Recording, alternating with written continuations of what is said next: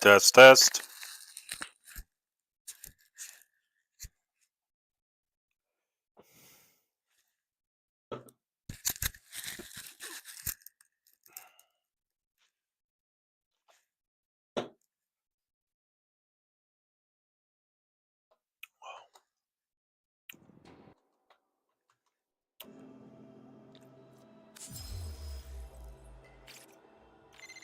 You're partying? Without me? Oh, we're gonna party, alright, you motherfucker.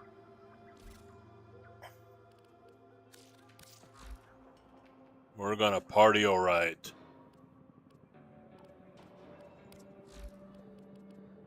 Where's Coda? Scaldra. Tech Rot.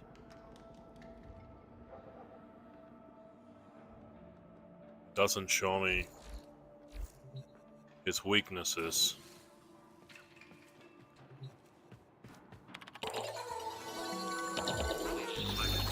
Dude, why don't they just put the letters on this thing in, like, an ABC order? This makes no sense.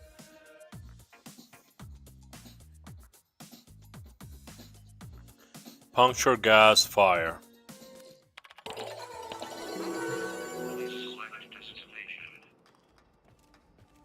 Oh, God. Oh, just birds and tasty pigeon. How? That was monster. That's nice, honey.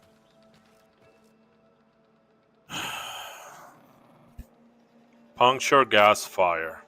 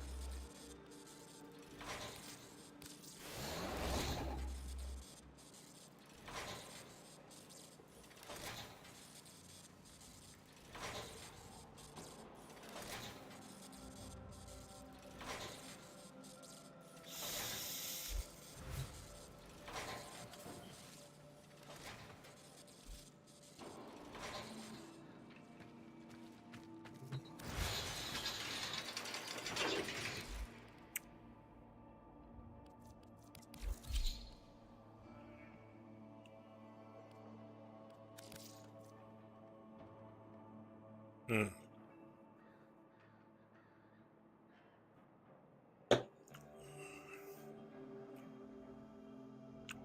It's puncture, gas, fire.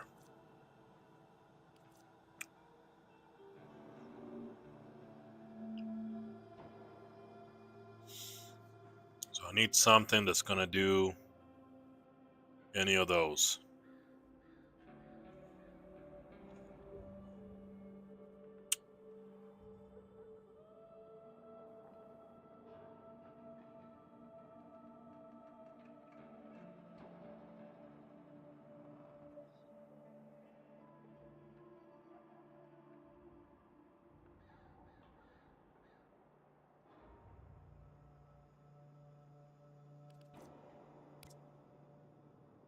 Puncture 75.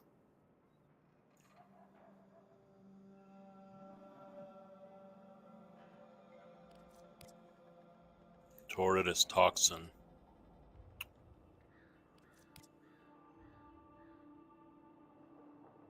Slash Vectis. Vectis is puncture.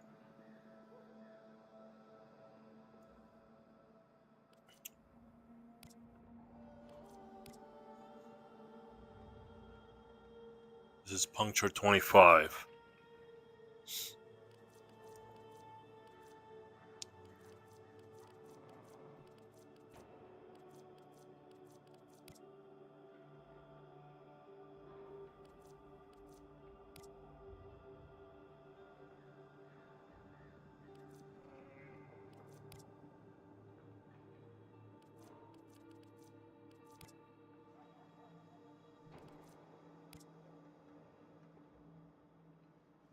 Puncture 120.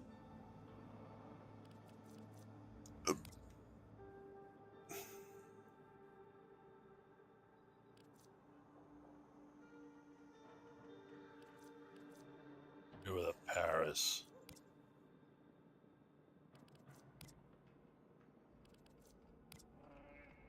Paris has status of 10%.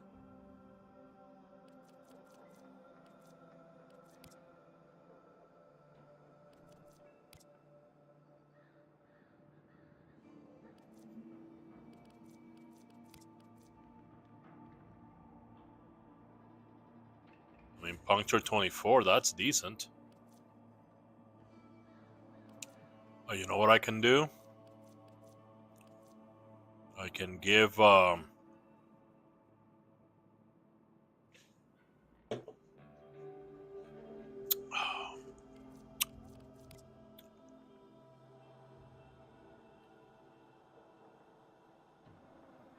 this puncture 60.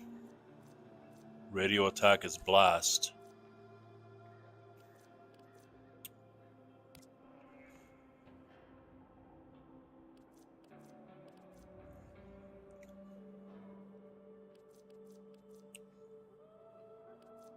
I can give her the Ignis Wraith. Ignis Wraith. And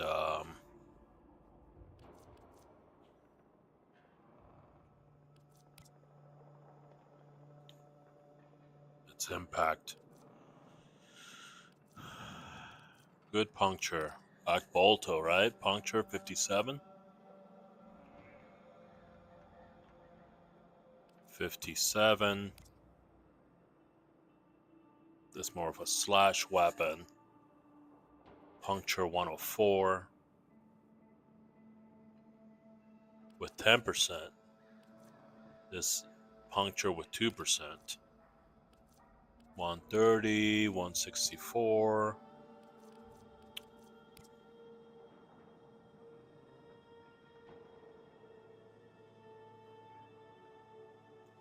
I could do this Oxomati. This is more of an impact, right? Puncture impact, yeah.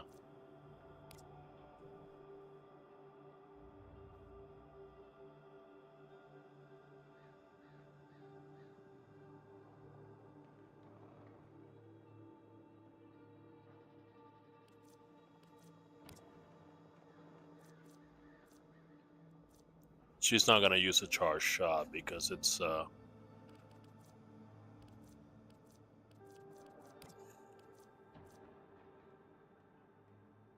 this is puncture. These kunai. Ex Furus.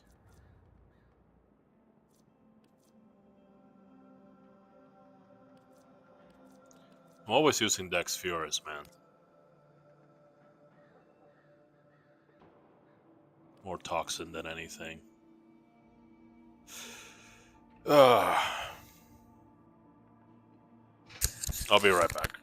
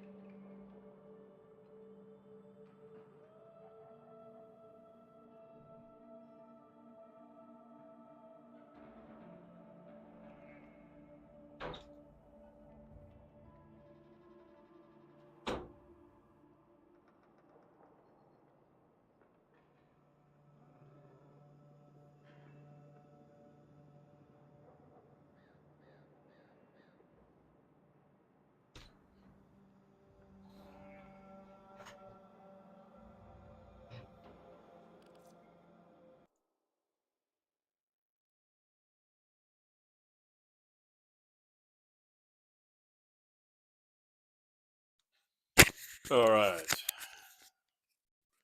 Let's take a look.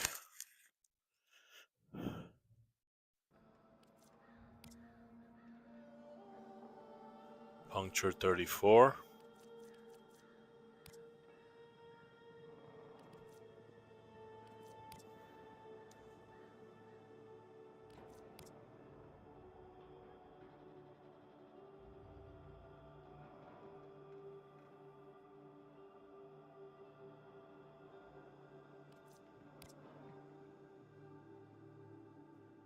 $14, $10, $8.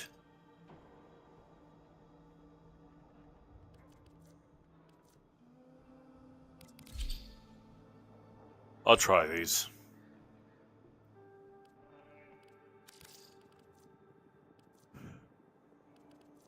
Okay.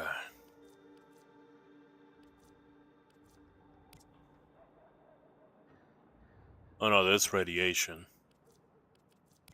Can't do this. So that's a lot of puncture.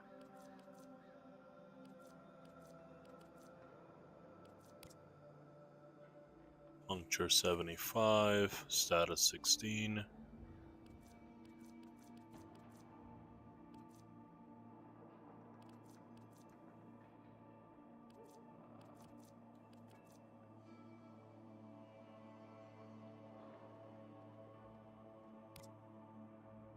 Steals health with each critical hit.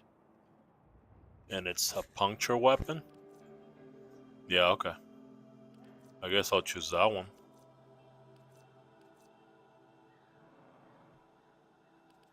A lot of swords are just slash, you know, not a whole lot of thrusting swords.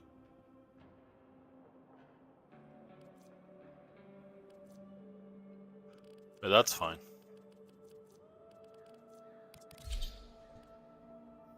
Yeah, what's up, Francisco? Okay. So she's ready to be my... Francisco, thank you for the follow. She's ready to be my Spectre. Okay. Spectre.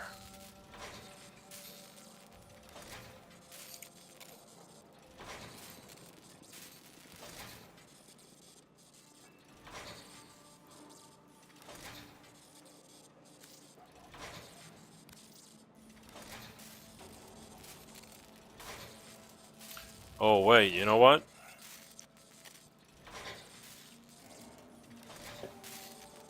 Never mind.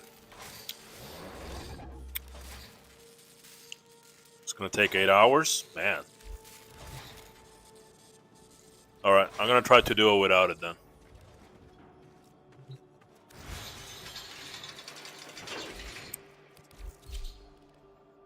I'm gonna try to do it without it.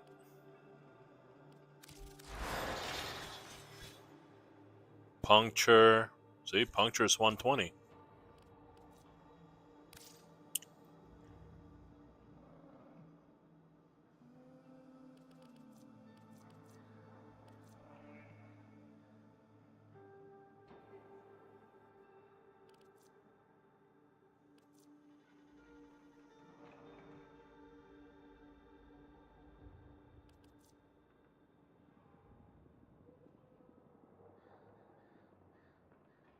Secondary enervate on hit. Increase critical chance by 10%. Resets after 4 big critical hits.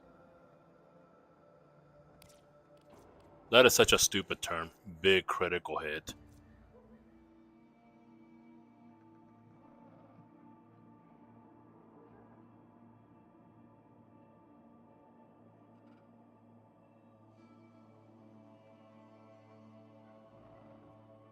Next shot gains a damage multiplier for every 200 current energy.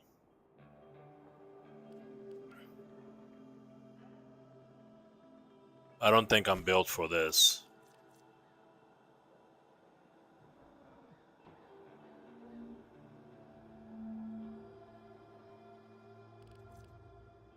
You know what? I'll keep enervate. Increase critical chance by 10%. Resets after 4 big critical hits.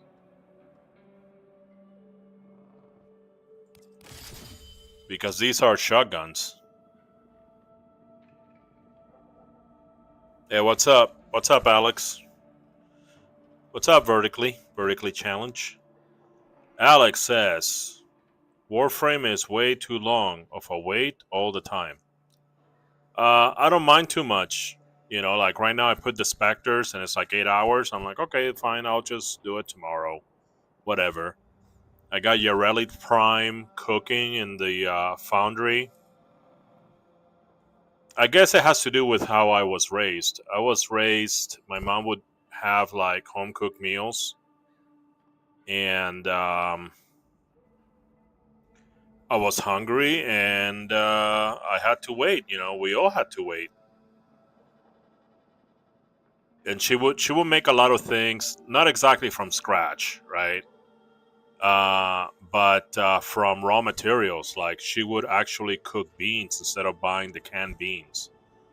And to process beans, you gotta get the arsenic out of it by boiling them, and that takes like 4 or 5 hours. You gotta, you know, drain all that stuff because it could be poisonous for you. Alastor, the radio demon. Why the radio demon? Radio demon. So, but anyway, so I don't mind that too much. I'm already acclimated to the wait, and I've already developed my patience to a certain degree because of that.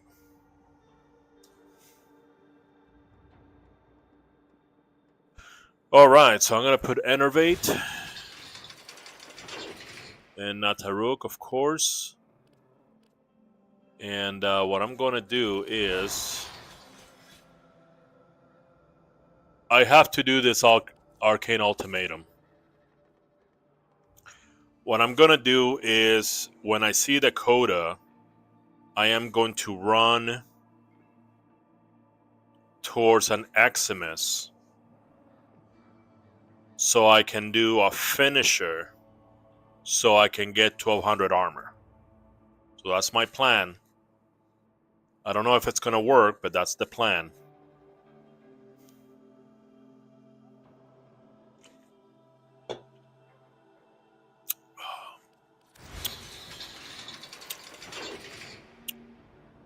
And I should put more charts on her.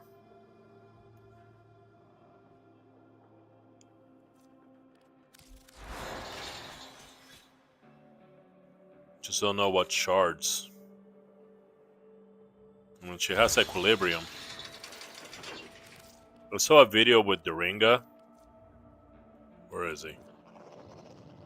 Where's Doringa? This guy. It said put manifold bond, shield charger.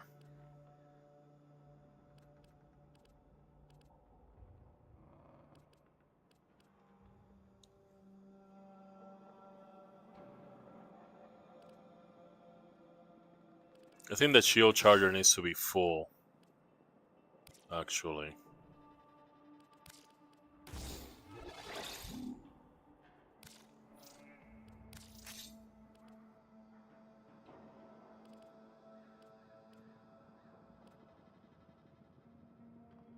Shield charger. No assault mode, right? Because I have the... Okay, I got calculated shot. Okay.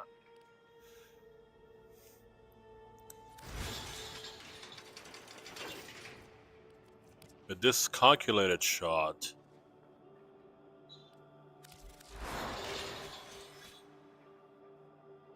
Radiation.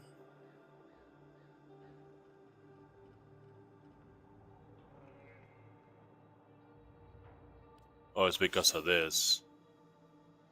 Is there another one that I can do?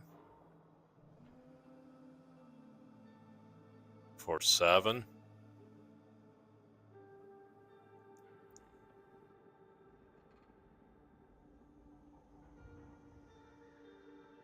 I mean, it has status on it. Here it says electricity. What about cold? Oh, it mixes in with the electricity to create magnetic. Oh. Hmm.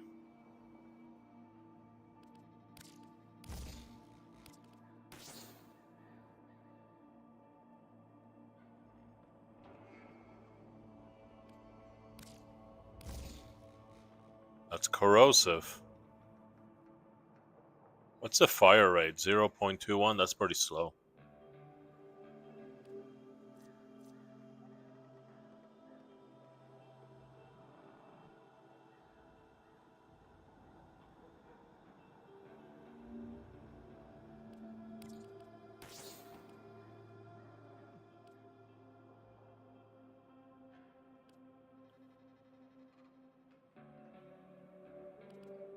Hmm.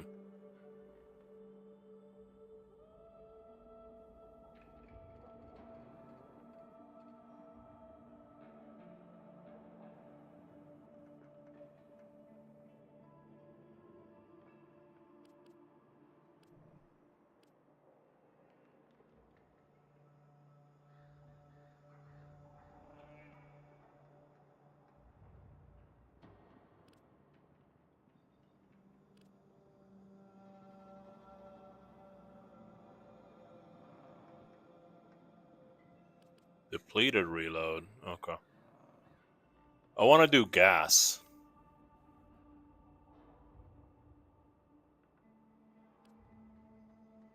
Companion Revan mod.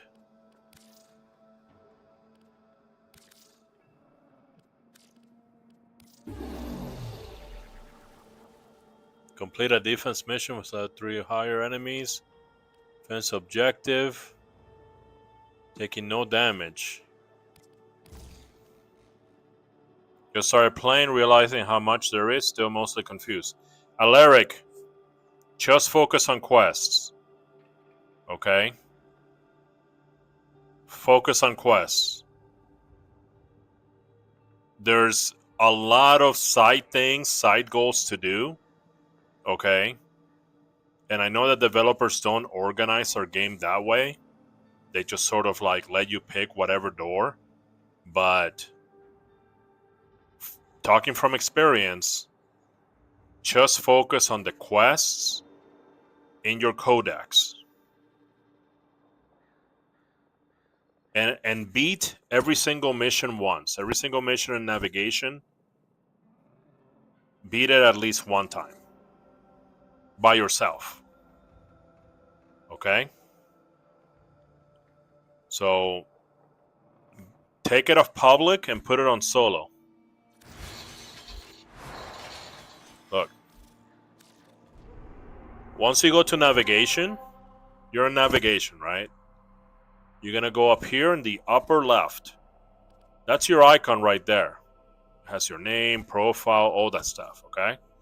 Right next to it, there's this other icon.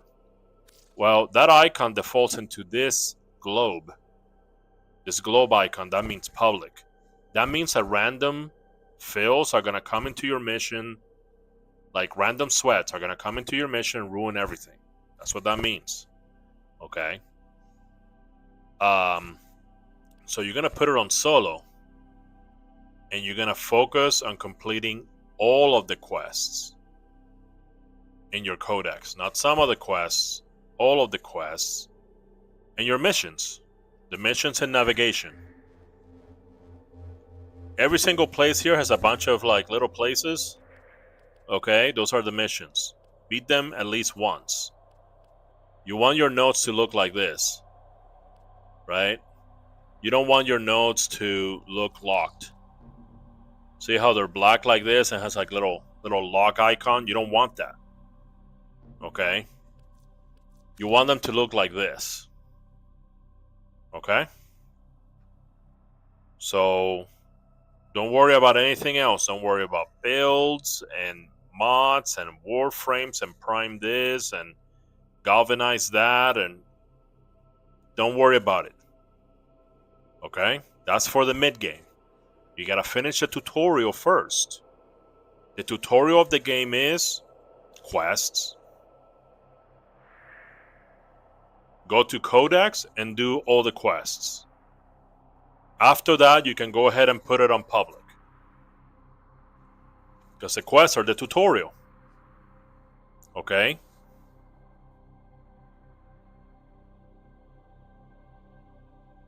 I have it on public for defense missions, but other than that, I actually want to play, not just battle roll. Well, here's the thing. You want to do, even those defense missions, you want to do them by yourself. So you can learn. Okay? If you leave it on public and you let people carry you, what's going to happen is that you're going to reach the mid game and you don't know anything. You're just permanently dependent on public in order to do anything. And then you're going to get mad when you are going to try to do a mission, or you're trying to get this weapon, or you have a personal goal, and the fills come in and they don't do things correctly and you lose. Right? Because you got carried like a baby. You didn't learn how to walk early. So if you think about it in the terms of like baby terms, you get carried everywhere. You don't risk falling down in order to learn to walk. You never had mommy or daddy just hold your hands, just so you can walk. They're just carrying you everywhere. And now you're like a 3-year-old, like a 2-year-old or a toddler, 3-year-old toddler that doesn't know how to walk. He's still crawling. See how scary that can get? Same thing with this game. So once you reach the mid game, once you finish all your quests solo, okay? Once you do the early game solo, and then you reach the mid game, okay, now you put it on public, now you know what you're doing, okay? You can help out, you can help out other people, you can contribute to the team, right? You're not just sitting there just like pretending that you're helping, okay? So you gotta develop those skills, even defense.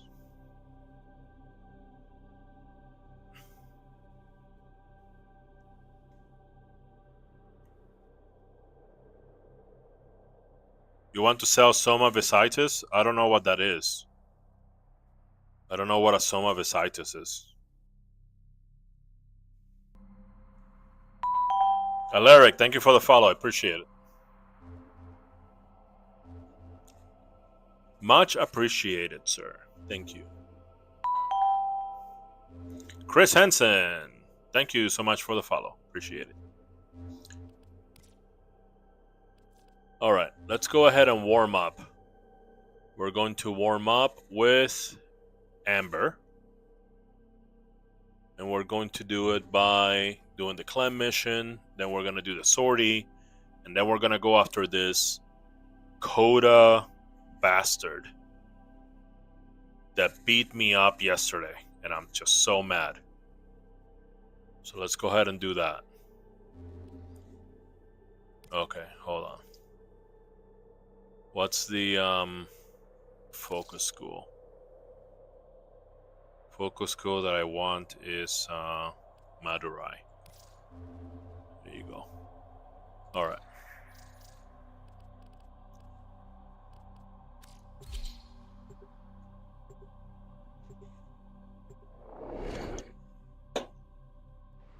Let's go ahead and warm up. Let's warm up. Am I totally here? What's the best focus school? Focus, Chris Hansen. Focus school is like it's a tool. You want to develop all your focus schools in order for you to use them according to what your mission is.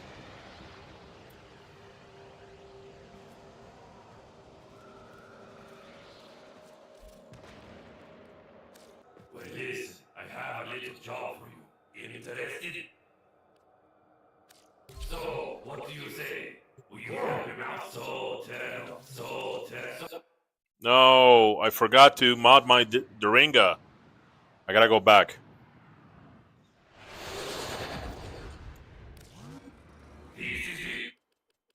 No, this is not it. I got Vizari max ranked, and I'm using the one for energy right now. Yeah. So there's a school for, I don't know the names because I'm still in the mid game. I'm MR21 like you are. I just know that there's a focus school for damage, defense, energy, combo.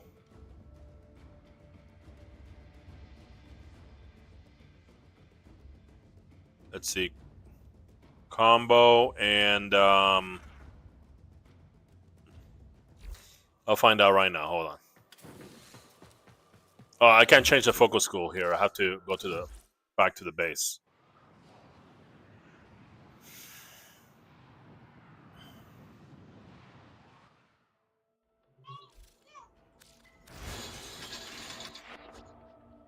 Okay. So Madurai, the one with the cloud, that's damage. Unairu, the one with the mountain, this is defense. See, poise. Immunity to slow, stagger, 200 armor for, for the WarFrame, reinforced return, all that stuff. That's like a defense one. Bizarin, actually, I forgot what this is.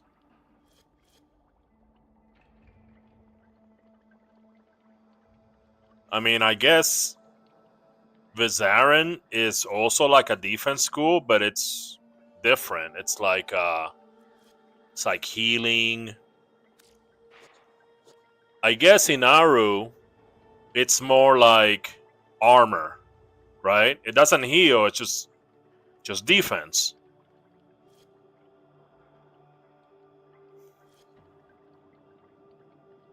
Say Warframe is invulnerable for 3 seconds after operator is downed. Immunity to slow. 200 bonus armor. You know what I mean? And then Vizarin, the wave, this is more like, it's like healing stuff. Like, health and armor by 200%. Health regeneration. The problem with Warframe is that health itself is in a really bad position. Health is not as useful for when the enemies are overpowered. Okay? Because when the enemies are overpowered, it doesn't matter how much health you have, you're going to go down in one shot. For the most part. Okay? So, but you still want to develop this school because not all scenarios are like going to level cap and fighting, 10 enemies that are level 10,000. Okay? If you're going to do that, obviously you don't want to depend on health for the most part. Okay? But you still want to develop the school because it comes useful in certain niche scenarios. Also, you got to remember that the developers of Warframe, they changed the game according to feedback. Okay?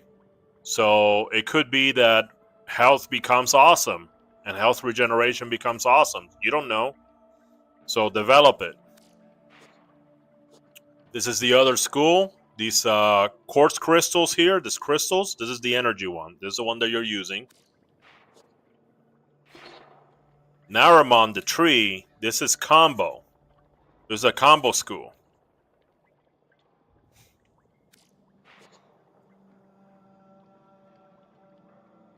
So there you have it.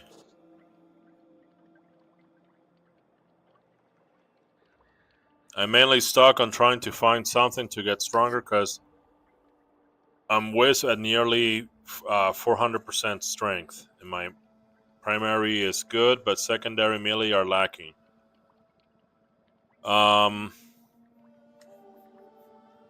Well, it sounds like you're using a general build. How many configurations do you have for this wisp that you use? You just have one configuration, or do you have many configurations to adapt to different scenarios? Just the one? Okay, that's a problem. Let me show you what I'm dealing with right now, okay?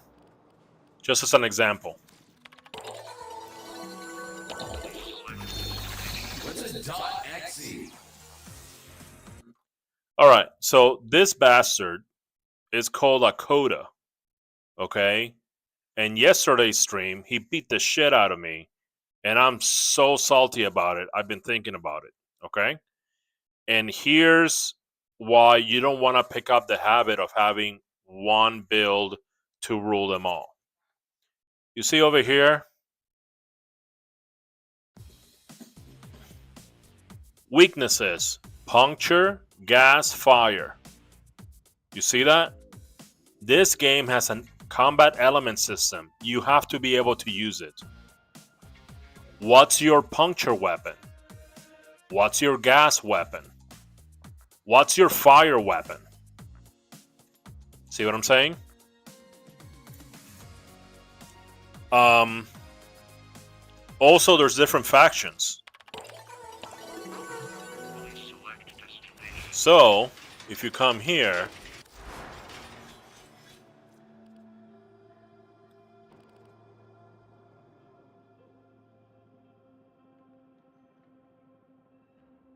right here, look at that. Bane of Corpus, Bane of Grenier, Bane of Orokin, Bane of Infested.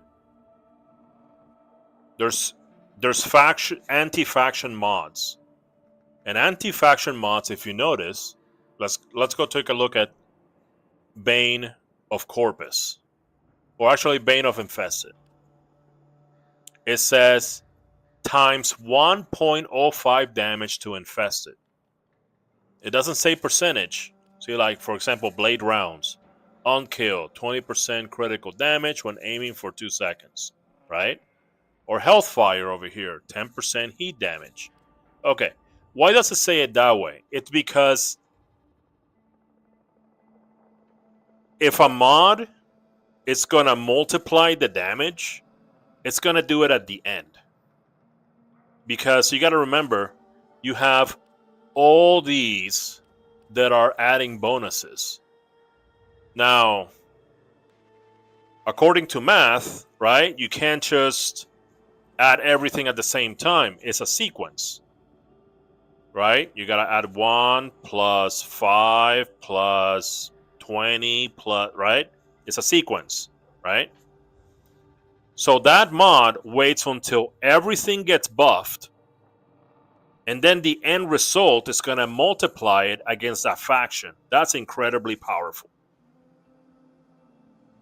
So what's your configuration? You can have a configuration for a WarFrame, or you could have a configuration for a weapon or for different weapons. Okay? The thing is that you got to have the right tool for the right job. So, what's your answer for Corpus? Corpus are weak to magnetic and puncture. What's your configuration for infested? And when it comes to infested, as a matter of fact, there's 2 kinds of infested. Well, there's technically 3 kinds, because Tech Rod is also infested, but Tech Rod have their own faction in 1999. But in the Origin system, you have 2 types of infested. You have the normal infested, weak to fire and slash, and you have the infected and Deimos. And they're vulnerable, I think, is gas and blast. Okay, very different. It's a different strain. The infestation have three different strains. Okay, one has a faction, and then the other one Deimos and Space Infected or regular Infected, they're like one faction. Okay? So you have to have answers for all these things. And so, yeah, your Wisp is, capped at 400. But in order to go beyond, you're going to have to start specializing. Okay? You're going to have to start having different configurations of the Warframe and or weapons in order to get more performance and more damage out of them, if that makes sense.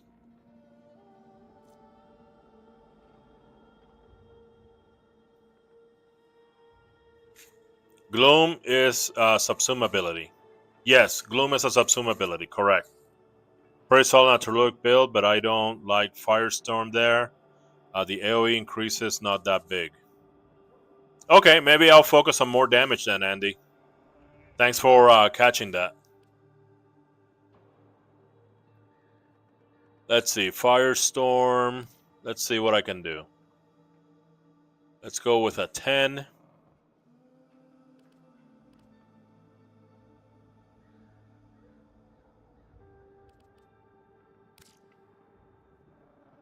Okay, I have these the 6 vital sense. Let's go ahead and put a 10 on it to make it times 4. And then let's figure out a 6 to put in here.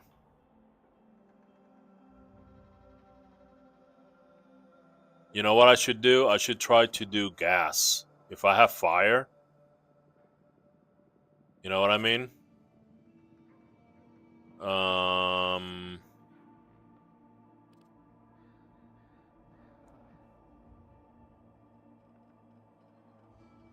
Chance to explode. That looks cool. So I need toxin. Malignant force. Hold on. I gotta go vital sense.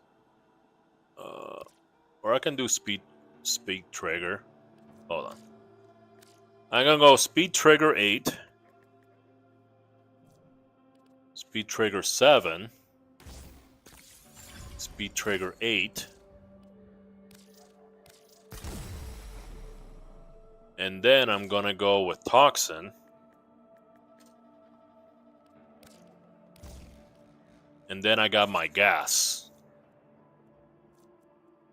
Right?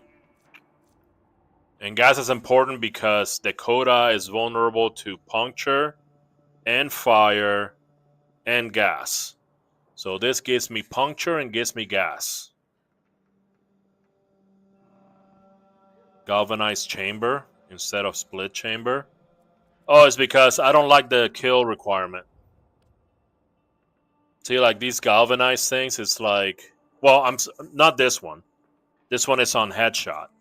But because I'm going against Tech Rot, you don't know where their head is. I mean, it's just tricky. You know, you gotta just sit there and like squint your eyes, like, wait a minute. If that's your knee, where's your head? You know, you gotta just like sit there. So split chamber requires less brain cells to use. Much more simpler. Bane of Infested works on Bane of Infested works on Tekrot, just like Bane of Grenier works on Skaldra. Are you sure, Santrina? Are you sure? Because I will put that thing right now. It only does 500 damage. Oh, really? Oh. Santrina, it looks like you've done your lab work. Very nice. This is the type of help that I like. I like the type of help where it's going to save me hours of experimentation and tinkering. I do not be knowing where the Tekrot heads are. Can't even play Cyto 9 against them. I know they have heads. It's just that when it comes to the Murmur and the Infestation, it's hard to find out the headshot because the game doesn't really mean headshot if you think about it. It means weak point. Or actually, you know, maybe it means headshot, but headshot is a single specific weak point. Like, did you know that the MOA so-called headshot, it's their crotch. You gotta shoot them in the penis. Okay? That's where it counts. Their little turret is like a little turret. So basically, if you imagine a head, and the head on the side has the thighs for the legs, and on top of their head, okay, they have the turret. Basically, their face, it's their crotch area. So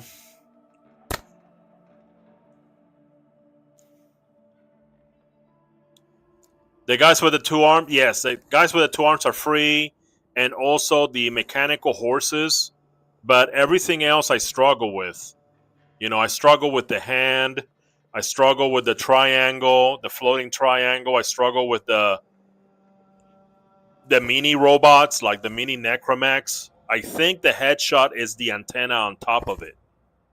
I go over there with with my Incarnon weapons, and I'm always looking for either mechanical dogs, or I'm looking for like the two big legs. Oh, also the snake, the big snake. It has a big head, so that's good too. But when everything is just like triangles and fucking mini necromechs and fucking crawling hands, it's hard.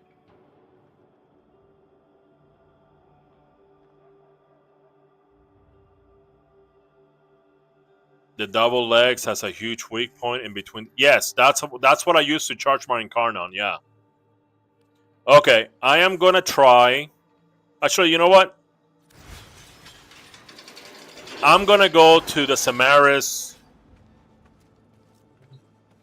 I'm gonna go to the Sanctuary because I gotta see this.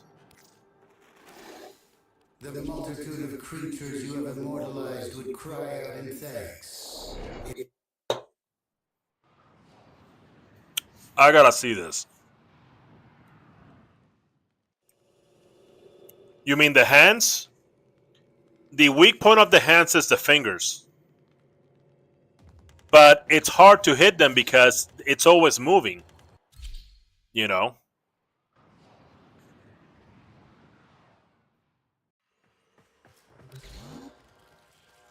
Alright, Tech Rod.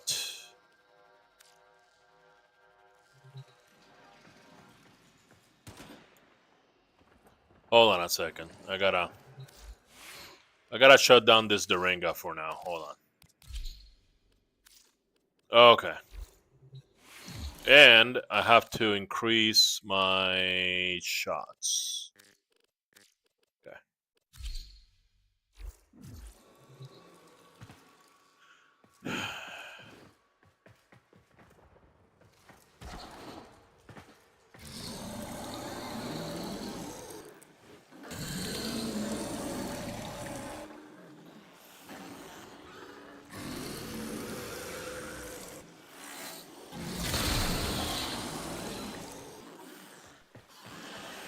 That didn't count because it got messy.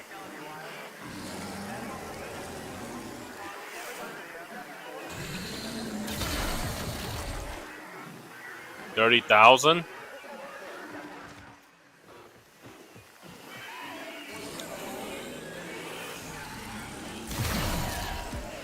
$74,000? Okay.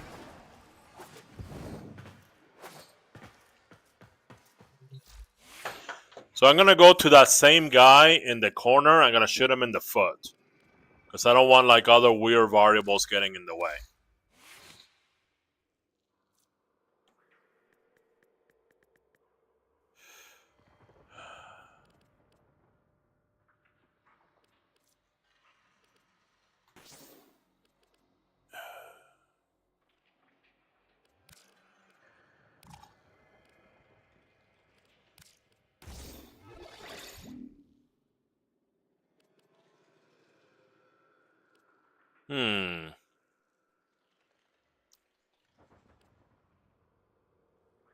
That's a good question. I think I will go with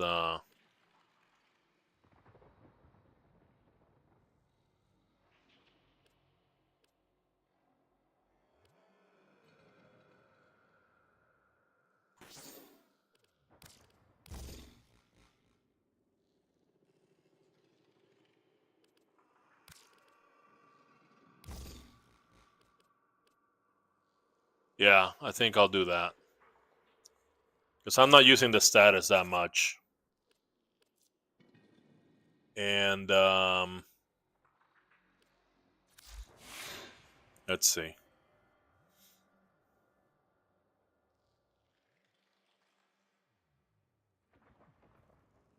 Let's see your Savagoth. Oh man, my Savagoth? I haven't used my Savagoth in a while.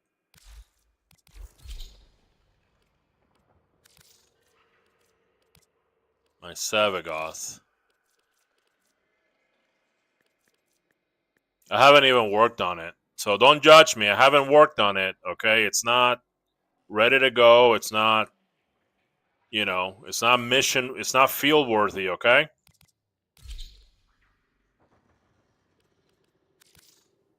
It's my Savagoth right here.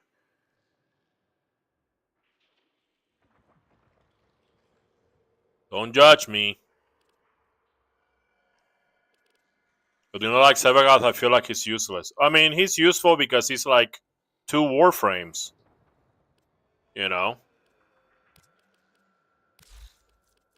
He's the only Warframe that's 2 Warframes. If you want to bring 2 Warframes, like for example, this is a very simple example. Don't judge me, okay? Just a simple example. You know how Scaldra are vulnerable to like impact and corrosive, just like Grenier? And Tekrot is magnetic and gas. I think that's what it is. So your main Savagoth can be for Scaldra, and then your other one, the Shadow one, can be for Tekrot. And then once you fill the well, according to who you need to fight, you can adapt real time. That's a very simplistic example.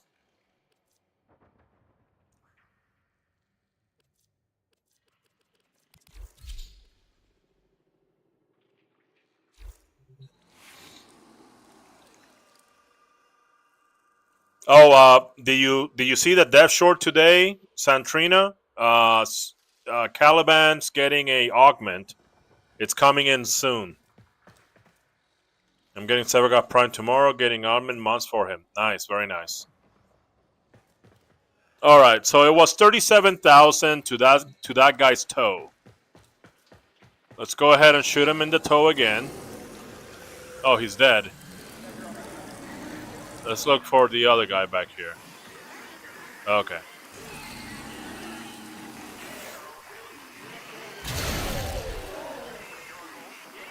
$74,000.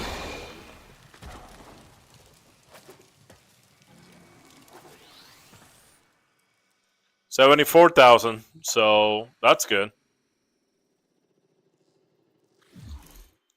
Yeah, it does work.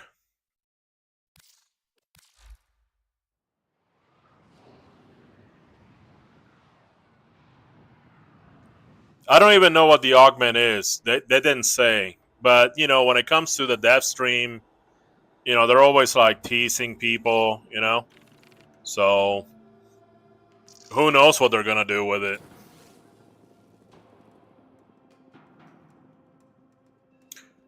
Okay. I think we're ready to try this.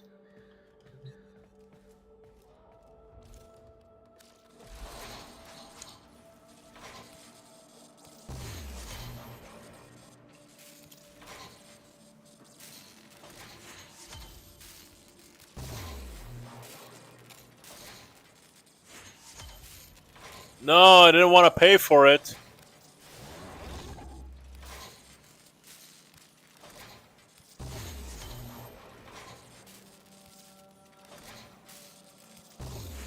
Did I just wasted platinum speeding something up? I thought I did.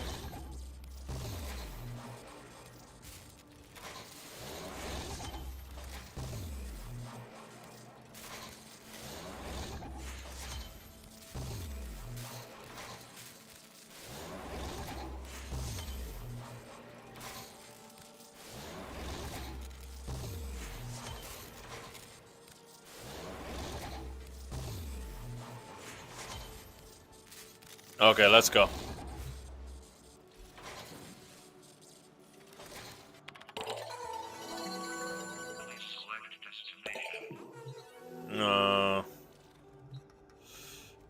Select destination.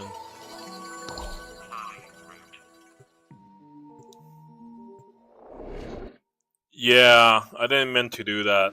I only spent platinum on space, like storage and cosmetics. That's it.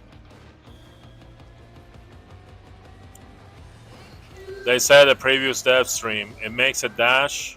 His dash pull enemies in, and the ranged minions will do a super shot on the group of enemies. They already do that. Like one of his sentients, if they see you do the fusion strike, they will do also fusion strike.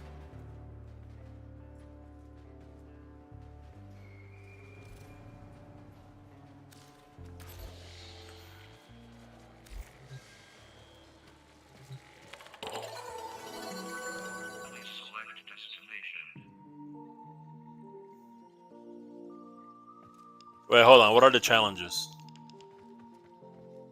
Kill Tech Rot? Okay.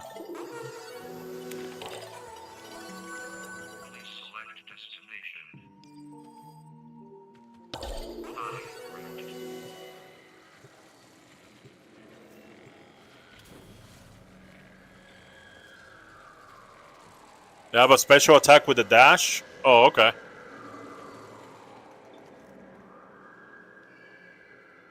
I'm gonna mod my Caliban to be the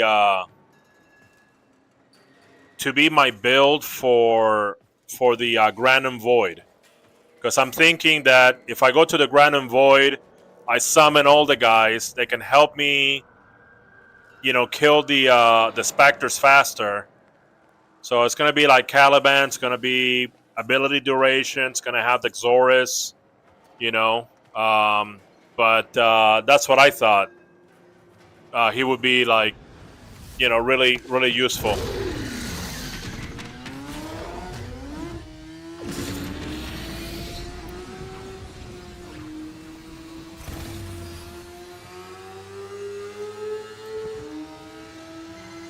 Sculptor tried to kill spores in the area, but the tech rod just ate their house scrubbers for lunch.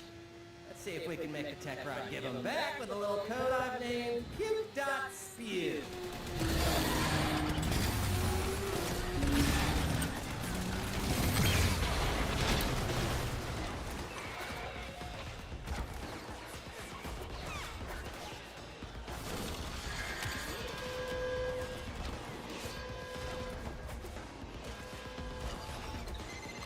You know how mold can grow on your water filter if you don't clean it enough? Well, shoot any buildup off the health scrubbers unless you want to get unsubscribed from life.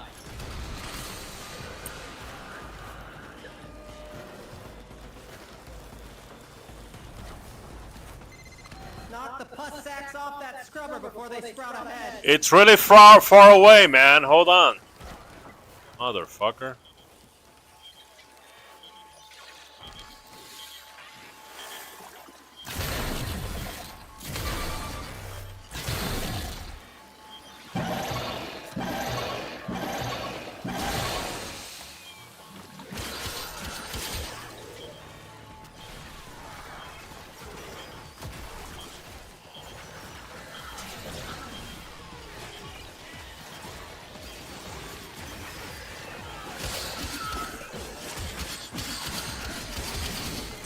What's the matter, Tech Rod? Okay. Now I got 1200 armor for 45 seconds. forget, some Scaldra carry personal Spore X charges for their own safety. Not that they'll do them much good with you around. While I was on my usual patrol, and here you were, wasting your time with these no-account two-bit monsters. And well, I just could not stop by and help out the system's greatest warrior. And here I am.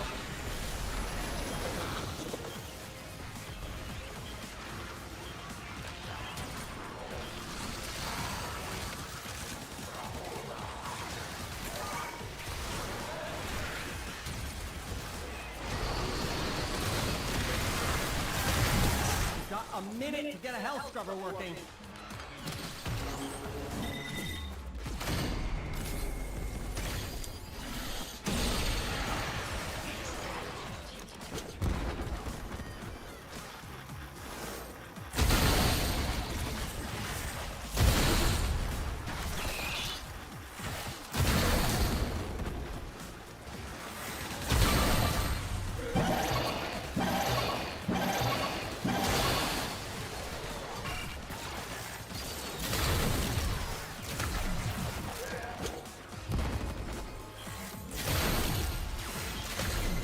Having another health scrubber for regurgitation. Disgusting.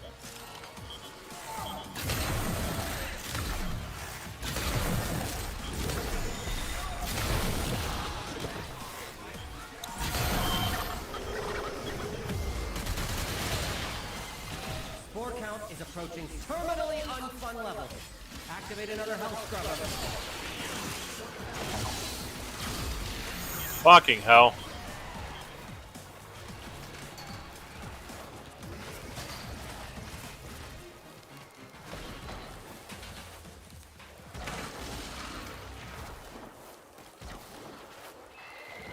Where is it? Where is it? Where is it? Oh, we did it. And you're alive. And it was all because I came along at just the right time. It's getting toxic out there. Hurry!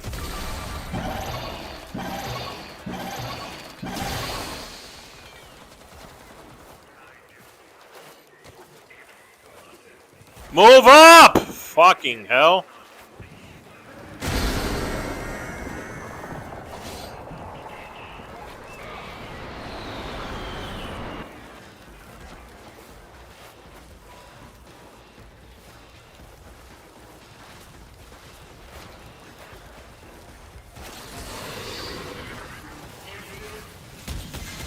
Running out of time. Get to the scrubber.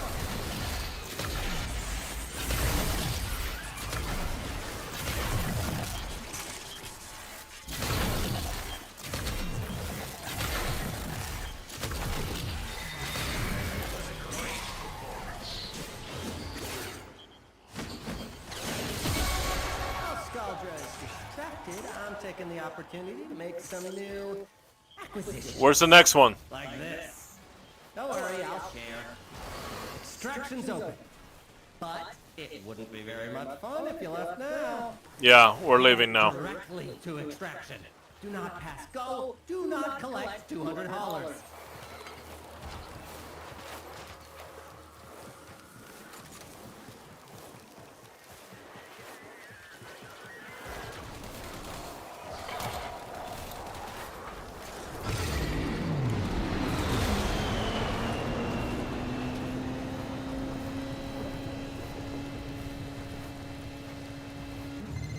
Do something about that scrubber. It does something about you. I don't think so.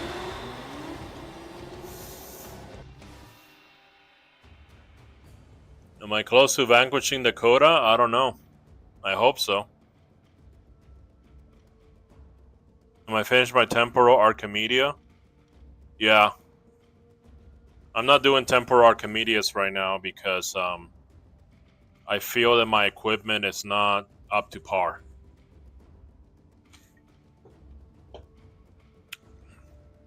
I want to be able to use all the weapons recommended in any WarFrame, and I feel that my arsenal as a whole is not up to par. They're not formed.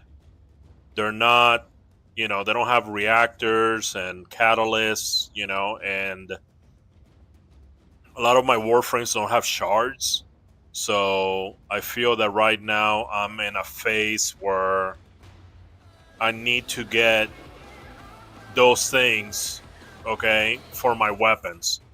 Not necessarily get mods that are meta and weapons that are meta, but I will be satisfied if my warframes have shards and if all my stuff has potatoes. If they don't have potatoes, I'm not using it. And everything needs to have at least one forma. So I'm not there yet. To my satisfaction. You solo Temporal Archimedes? That's crazy. If I don't solo them, okay, I don't solo them. I haven't done. I did one just to see what it was, okay. But when I do them, it's gonna be like Duviri Circuit. I'm not gonna do public.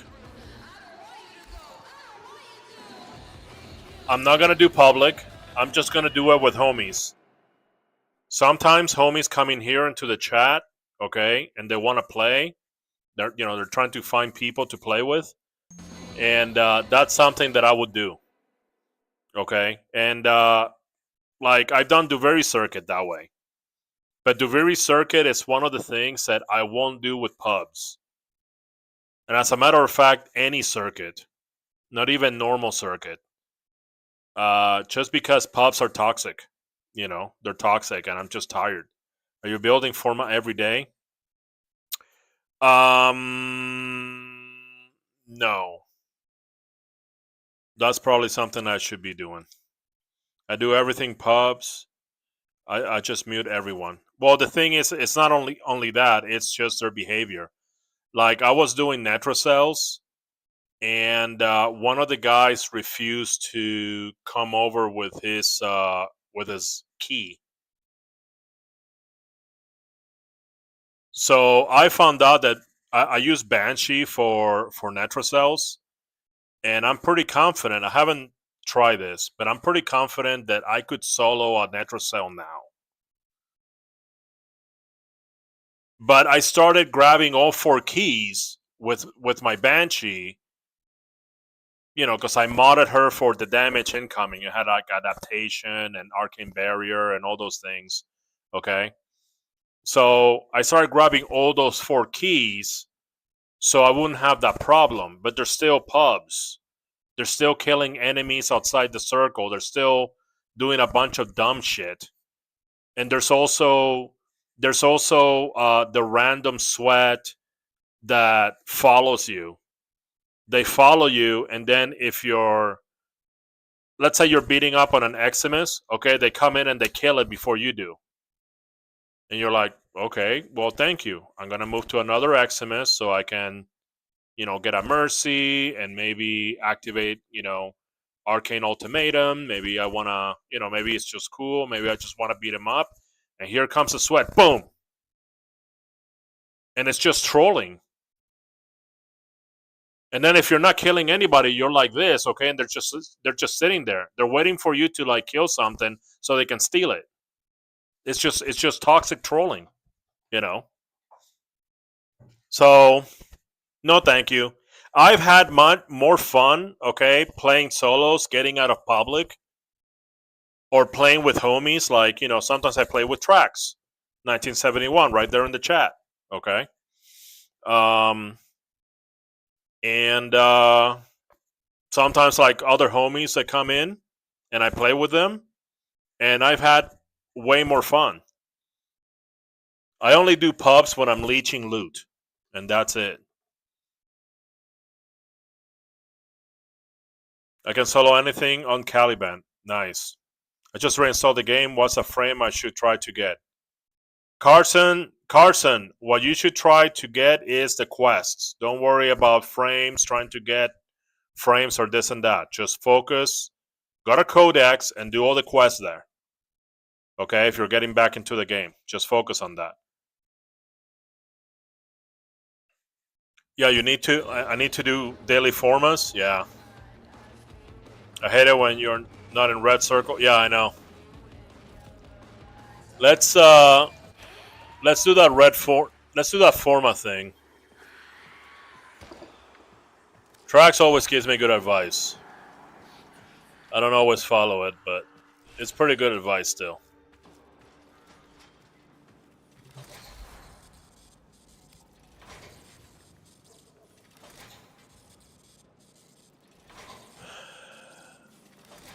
Oh, I got 21 forma.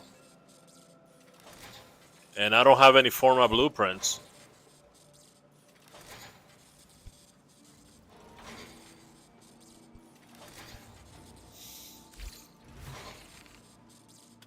I just haven't gone I haven't gone on a relic run in a long time. 1999 apartment, yeah, it's pretty cool.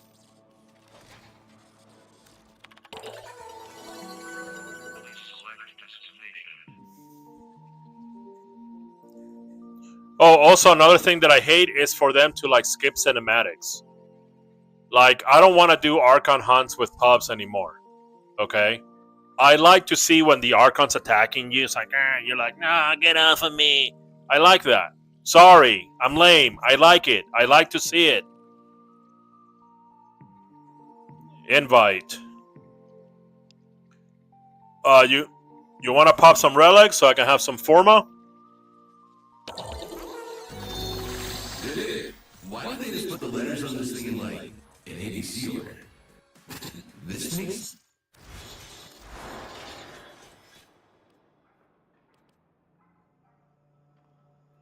Went solo. The assassination boss on missions on Deimos took forever. Oh, the coda done? No, I want to do that. No. This is personal. I'm gonna do this coda by myself.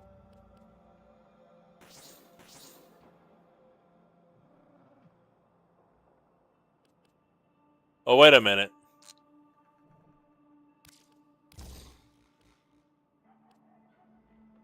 Oh, I got a new one.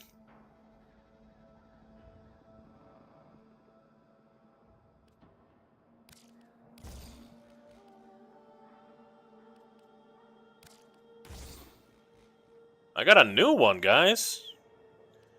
Anyway. Yeah, it's personal. I was super salty yesterday. I've been thinking about this fight all day.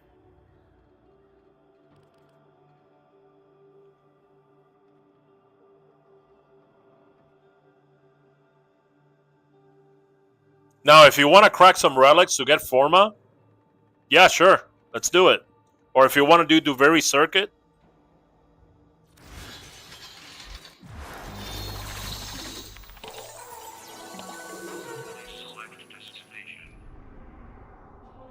What's in the Duviri Circuit right now?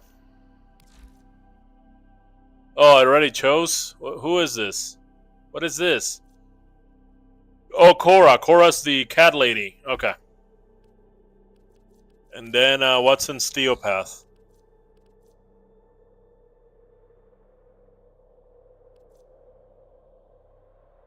And I guess I could use this or this.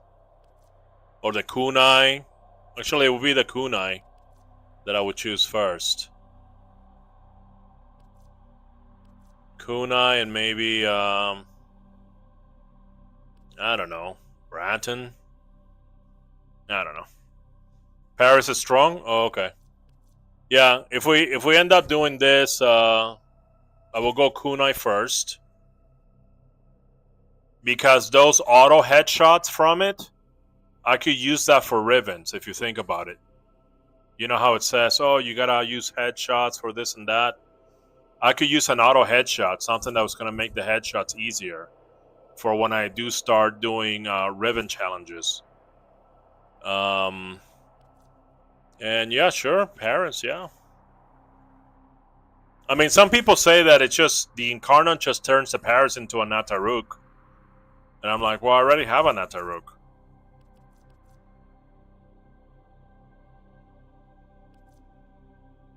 Maybe I'll do this Leto. Punch through and ricochet in Incarnate form. Or the Skana. Doesn't the Skana has like a finisher?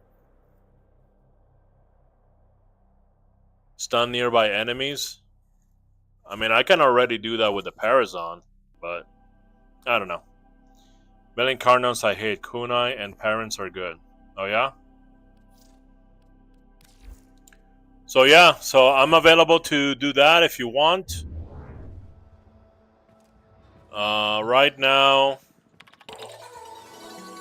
I need to pick a fight with this bastard. Exterminate. There you go. Duet chance 25. Why is it 25?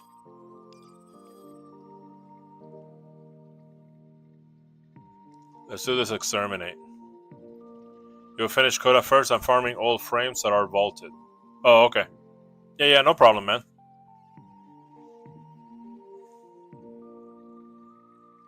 It goes up by 25. Well, it's still 25. I mean, at least according to the interface.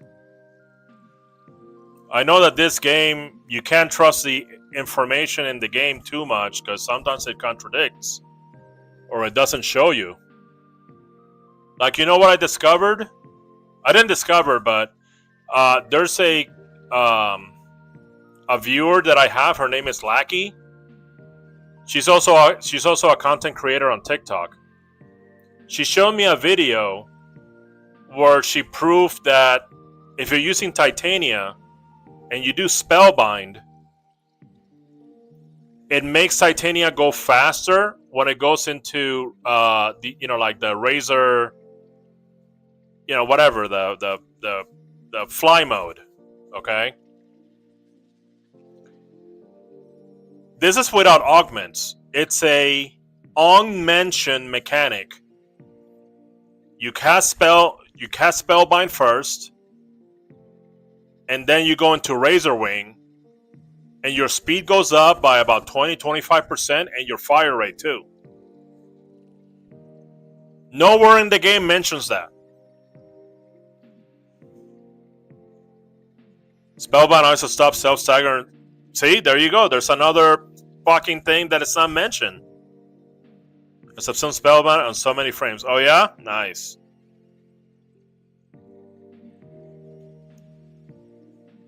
When you get the encounter, it resets. Oh yeah? Okay. What is this? Exterminate? Yeah, I like exterminate. Not on Steel Path though. I want something fast. And I don't like these fucking hell scrub bullshits.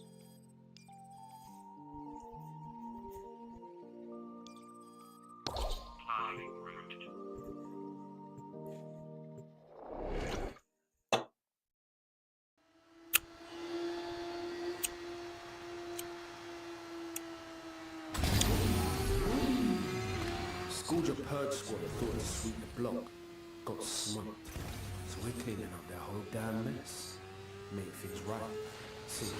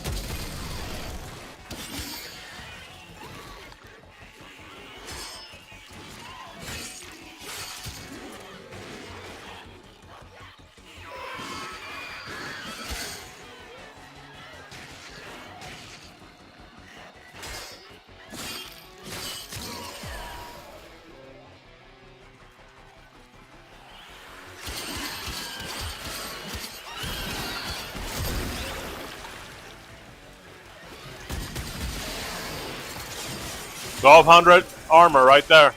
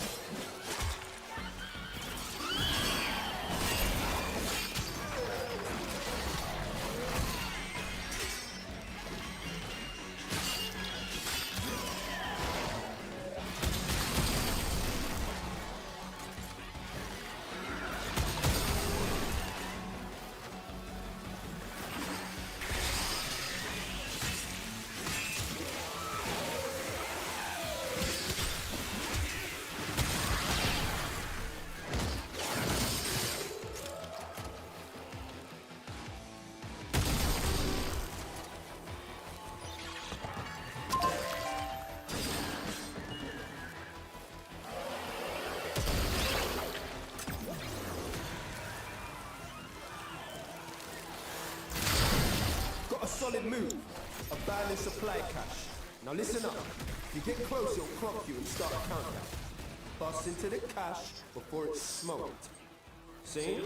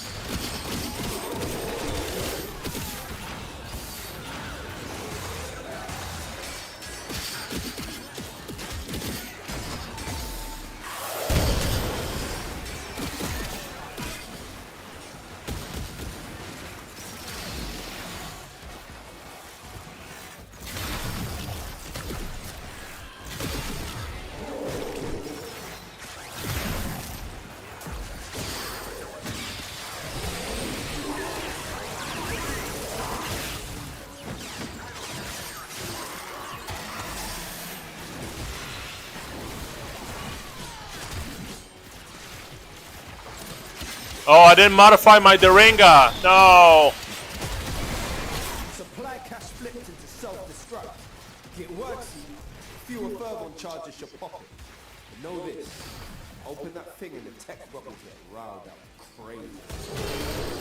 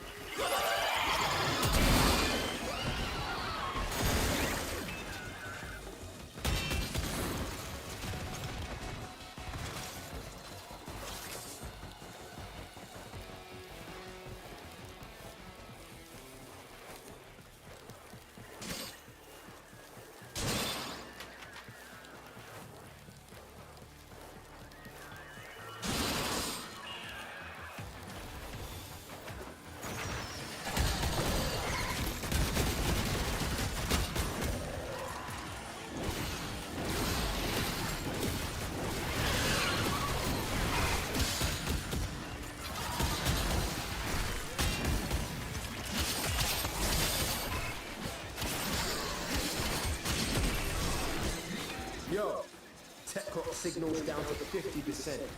Take it to Fury.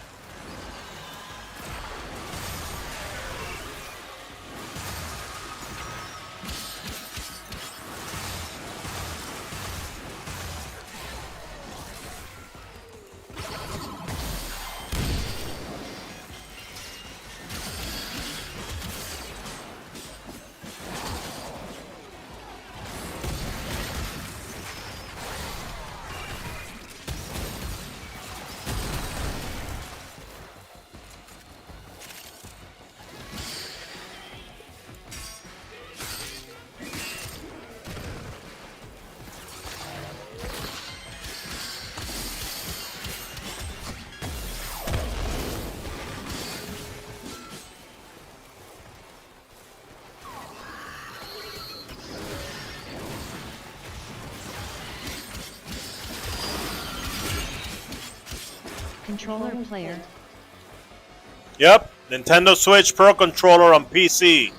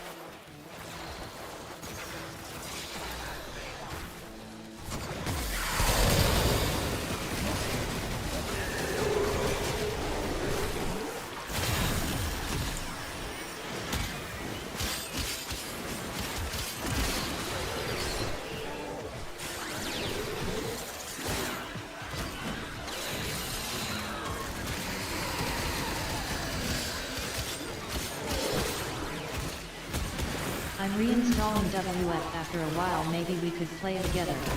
Yep.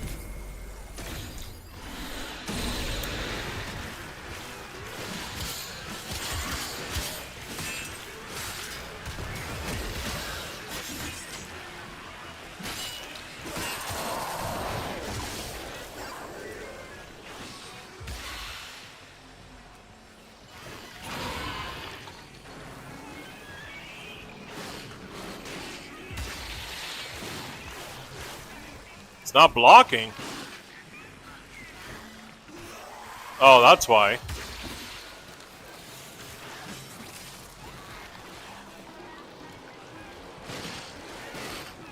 Oh. There you go.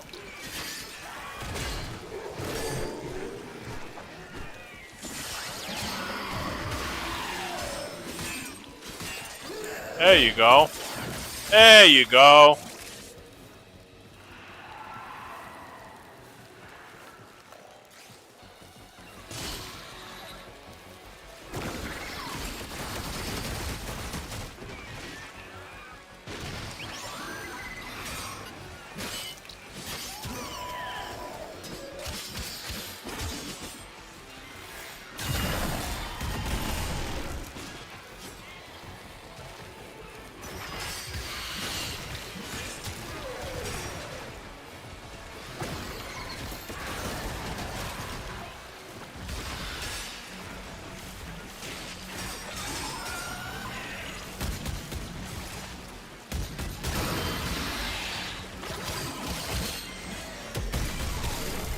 Over and out, fam. Job's a good. Nice.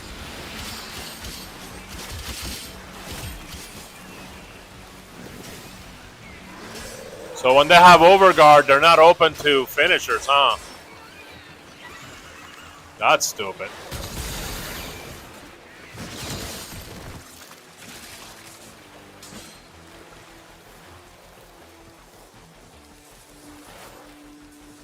It's quite silly. Oh well.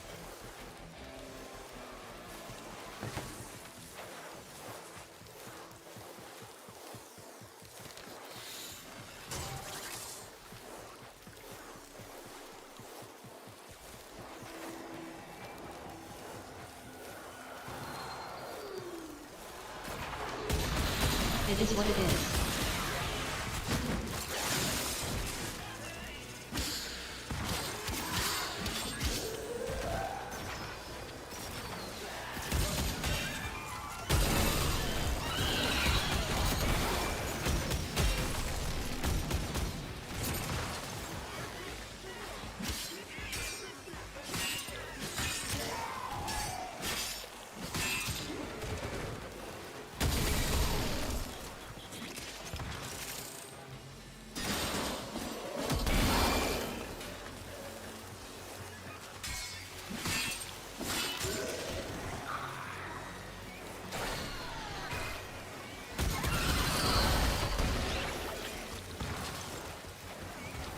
You're not gonna get me, little creep.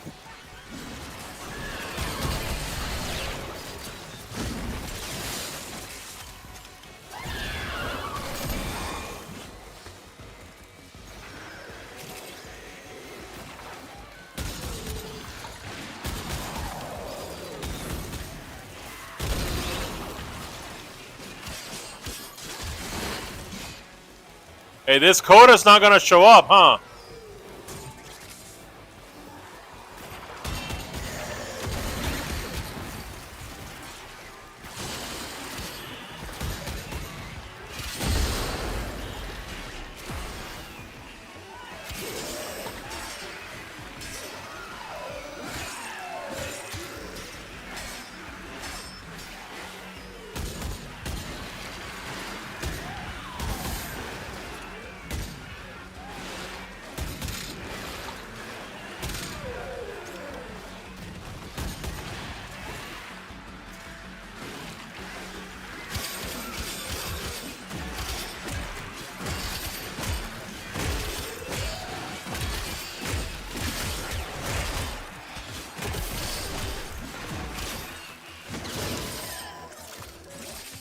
I'm immune to toxin, by the way. Fucking infested.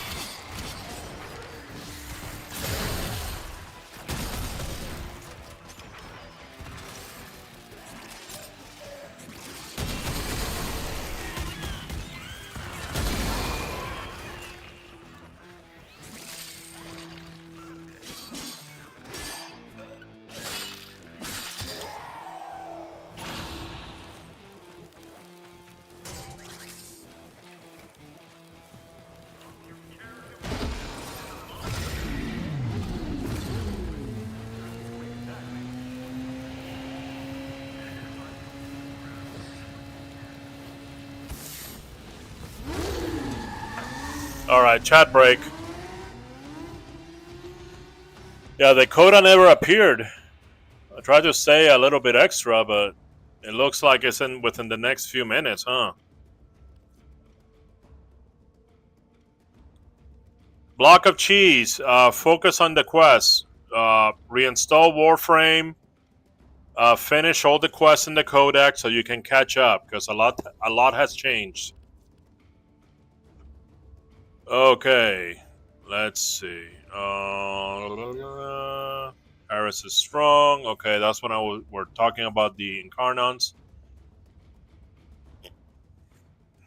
Farming all frames, right? Trax was farming all frames. Okay. Spellbind is awesome. Okay, more awesome than anybody could guess because it has a bunch of benefits that are not. It's not that big of a break. Oh, okay. I subsume Spellbind on many frames, eating reheated pizza right now. Awesome, 2 to 3 Trina. months. Oh, okay. 2 to 3 months. Yeah, I would say. I mean, you still have some stuff on 1999 to do, but you gotta be level 5 on 1999. Like the bounties have like little stories and stuff. Just had exams. Oh, okay, yeah.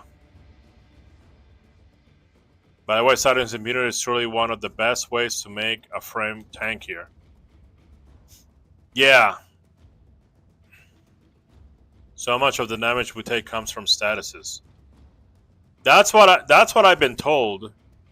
That's what I've been told. There's a helmet ability that makes you immune to statuses without needing an enemy like Spellbind, you know. So much of the damage we also notice you're playing on the left-hand mode. I switch it back and forth. I have the reverse camera function mapped with the same button as context action and reload. I found out that you can put all 3 of those things in one button.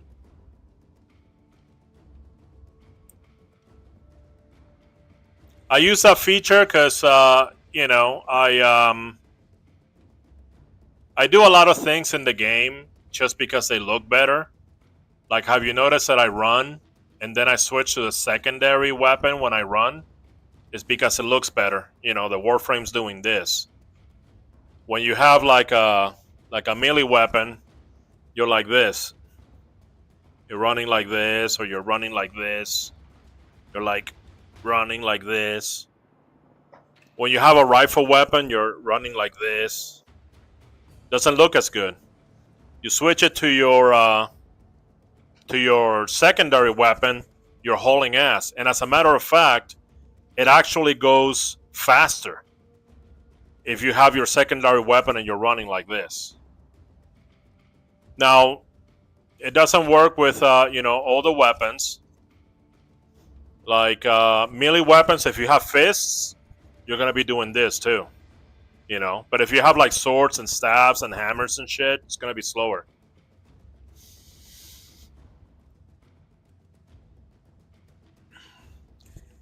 "25%, 50% generally don't even bother with. I just wait until it's at 75% or higher. While Spellbind can be cast on yourself if you hold it." Really?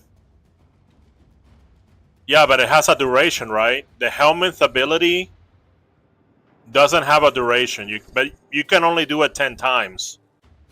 But it doesn't have a duration. I don't know what the 10 times is for. Let me go recheck it. Hold on.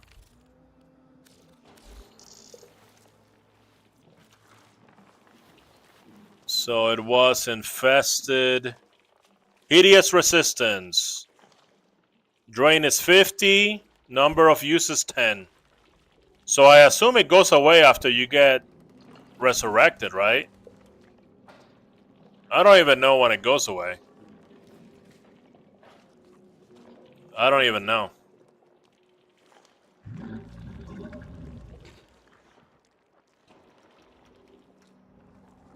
Hola, it's Foodie Adventurer! Hi, Foodie Adventurer. Guys, this is my friend Foodie Adventurer from Mexico. She runs literally the best restaurant in the world. The most fun restaurant, the most cozy restaurant. Custom made orders, whatever you want, whatever you need. Medical needs, foodie needs, experiments. Okay, she can make it for you because she's a world-class master chef. And I used to go to her restaurant all the time. So I lived in Mexico for about 2 years. And it was awesome. Say hi to the kids for me. Say hi to Isbal for me too. Yeah, go follow her. Go follow her. I tell her to do more videos, especially when it comes to like cooking and stuff. Okay, like maybe basic stuff. She doesn't have to give up her secrets, I tell her. You don't have to give up your secrets. You can just do basic stuff like, boiling eggs, or maybe like how to season a chicken like a normal chicken, not like an amazing super secret chicken, but just like normal, This lady can make baked chicken in a pan. And I don't even know how that happens. Like, the first time she did it, I didn't believe it. That same chicken that you get at the deli or at the grocery store, that they have it on those machines. Hey, what's up, Aiden? She can cook that thing up in just a pan. And it tastes better because she has like super secret like spice combinations. I don't know what they are. I don't ask questions, but it's the best. I'm passionate about what I do. I miss you. Yeah, I miss you guys. I miss Los Chavez. I miss you, the restaurant, all that stuff. If I wasn't on a working period right now, I go over there and hang out. All right. So I wanted to replace one of her, one of her things, but I don't know which one.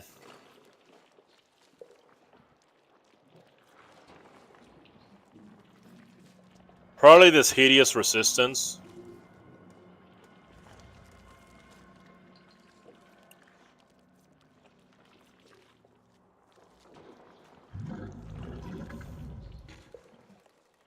Spellbound is CC? Let me see.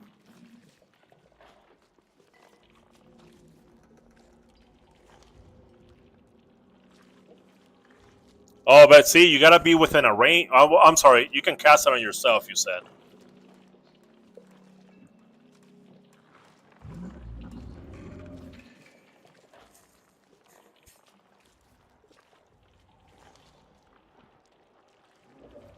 Oh, so it's cheaper than the resistance.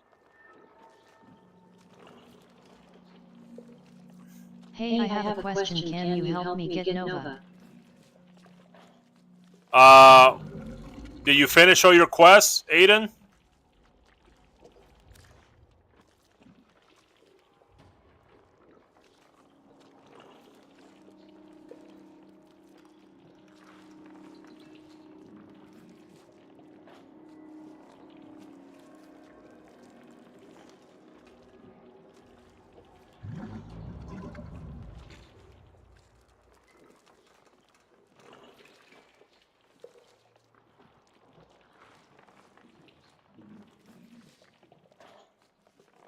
Yeah. You did? Okay.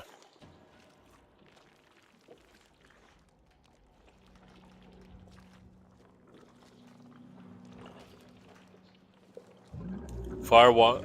Accumulate 250 of the damage Firewalker deals. Huh.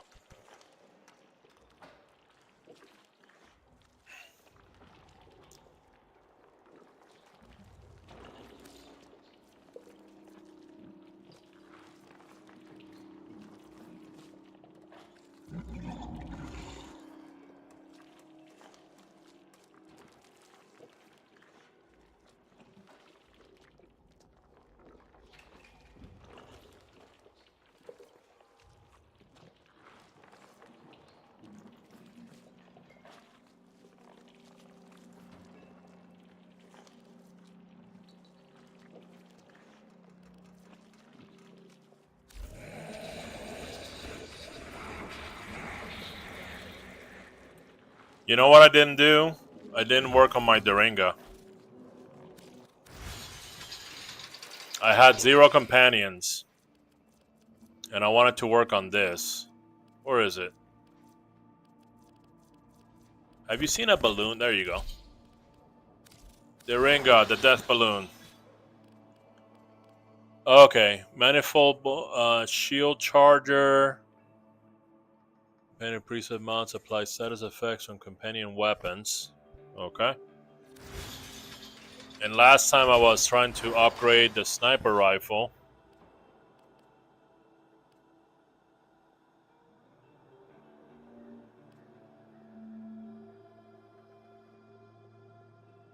And what I was trying to do with the sniper rifle was do a radiation thing.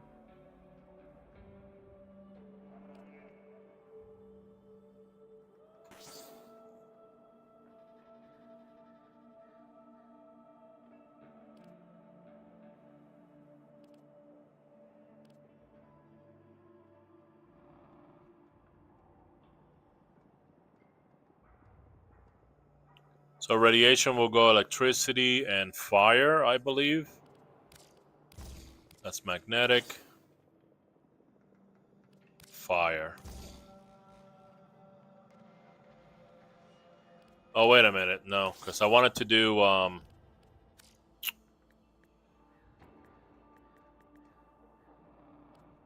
wanted to do this. Oh, magazine capacity? Never mind.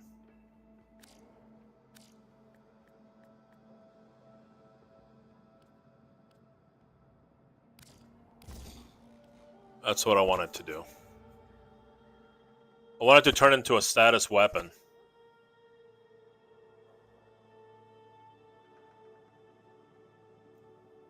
I form my sentinel weapons. It's just that I don't go relic running that often, and so, like Trax pointed out, I should be doing forma every day. And that's something that I'm lacking, you know?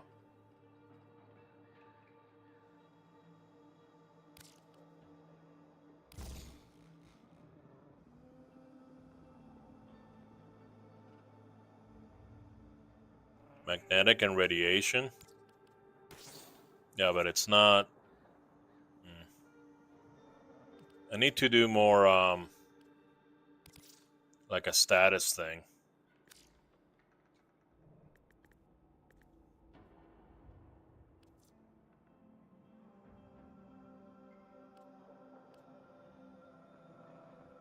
Malignant force. Corrosive radiation. Plus status.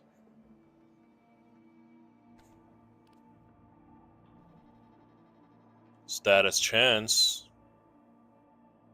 But no radiation. Viral electricity. I mean, viral's not bad.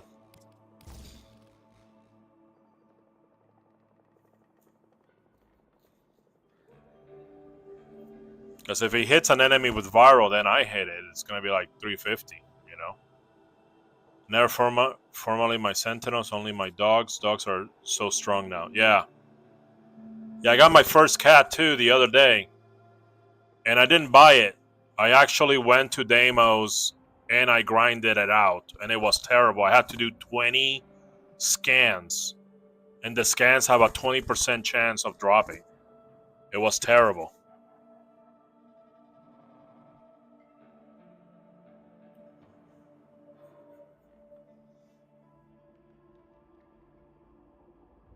All right, I'll leave it on viral. You know, viral status effect.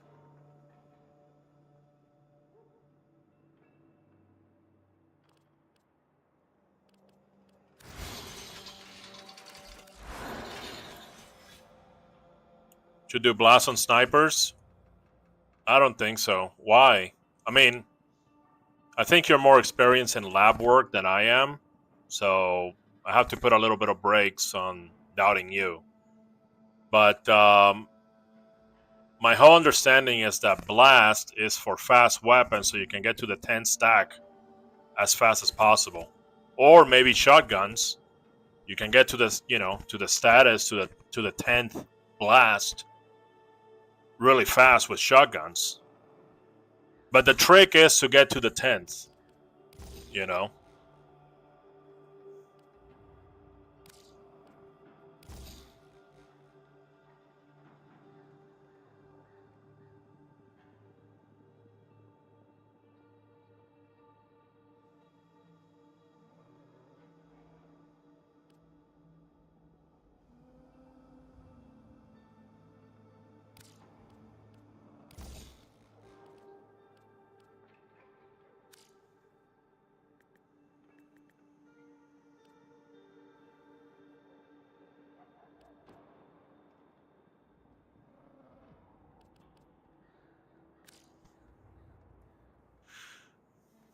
Blast clones damage now. It adds another instance of the original hit. Really?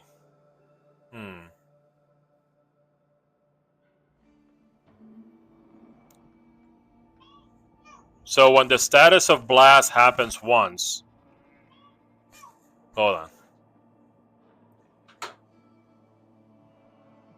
I think I'm being summoned for Age of Empires 2. Hold on. Let me find out.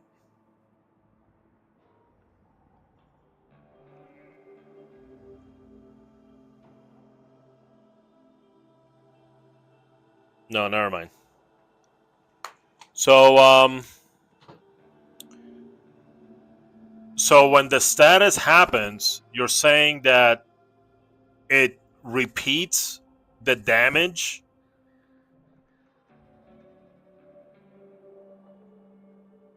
But slow weapons like snipers and RPGs. Basically just hits the enemy a second time with the same damage on the original hit. Okay, so let me ask you a question.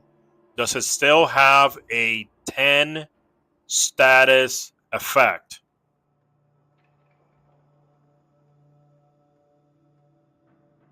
This guy's like a wealth. He's like a wealth of mechanical knowledge.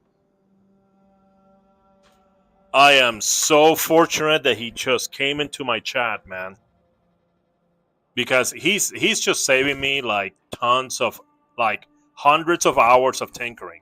Sometimes I turn on the game, I'm not even streaming. And it's like Sanctuary for like 3 hours. You know. I think the 10 just limits it to keep you from spamming it.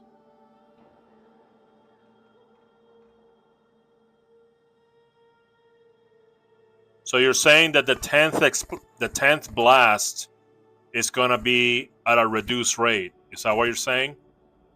Because it used to be that that blast was sort of like an AoE impact. So enemies were doing this.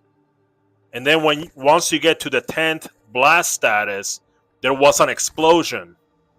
That's how it used to be. Okay. So they disabled the 10th blast effect and they replaced it with cloning damage. So now blast is better used for slower weapons. That's what you're saying.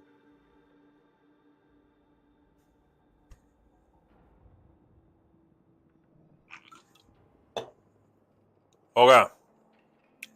It will still make no sense on this Daringa, because this Daringa is not about doing damage with the sniper rifle. It's using the sniper rifle to bestow a status effect.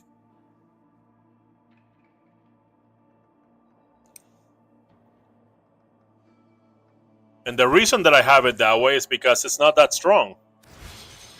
The sniper rifle is just not that strong. See, 385. See that? I mean, I could put a potato on it, but do I really need it to? If I put a potato on it, I mean, it's not like it's gonna. I don't know. I feel like it's not gonna make that much of a big difference. Put a machine gun on the Duringa.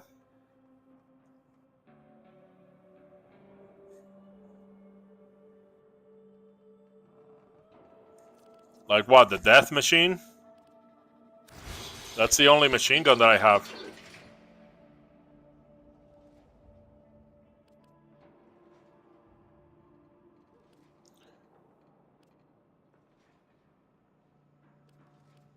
I mean, let me try it like this first. Let me try it like this, before I get too involved in it. Because the point is to go after Dakota. It's not for me to sit here and, get the best Duringa I can. I'm just trying to put something together that sort of works.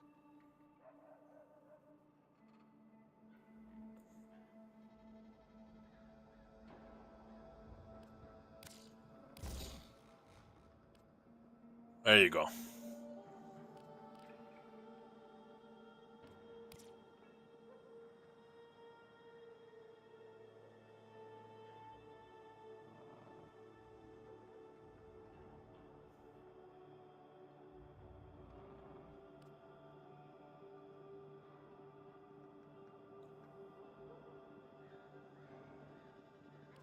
Actually, maybe I should just put like a small Guardian.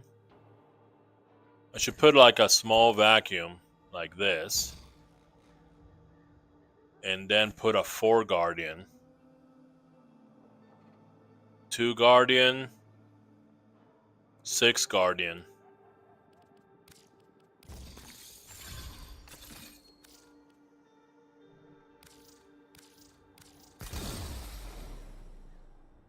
There you go. What is calculated shot? Calculated shot is... Sentinel charges a powerful shot and fires at the first enemy within 70 meters.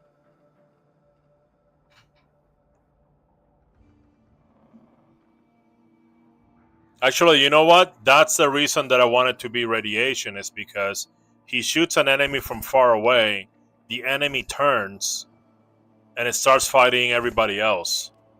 And that was the point behind it. So maybe it's not viral.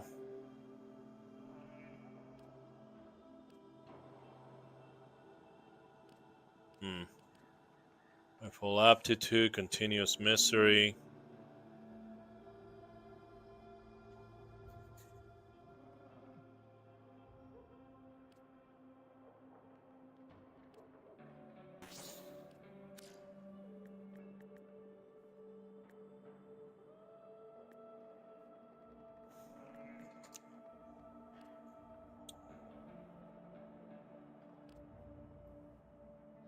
Okay. Radiation reload speed. Oh, never mind. 60% radiation. But then my thing goes down by 62.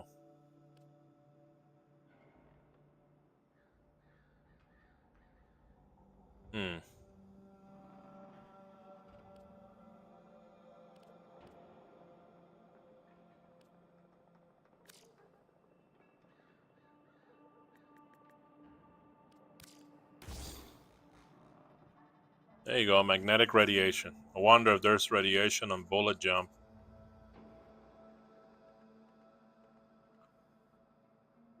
Oh, that's interesting. I haven't seen one.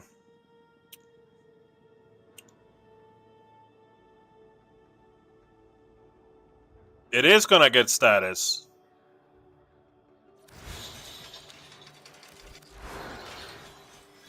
This only charges a powerful shot. And I can't put the assault mode on it with this thing on. Assault mode.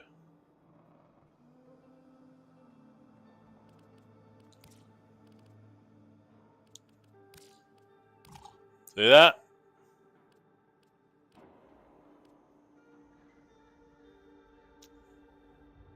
Let's just try it this way, see what happens. Assault mode is the most aggressive one, I think. Well, if it fails me, I'll come back.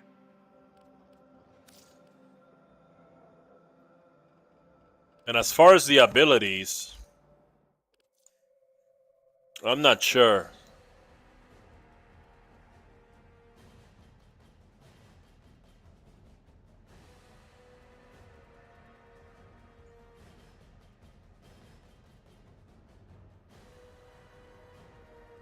Is this Fire Blast, is this useful against bosses?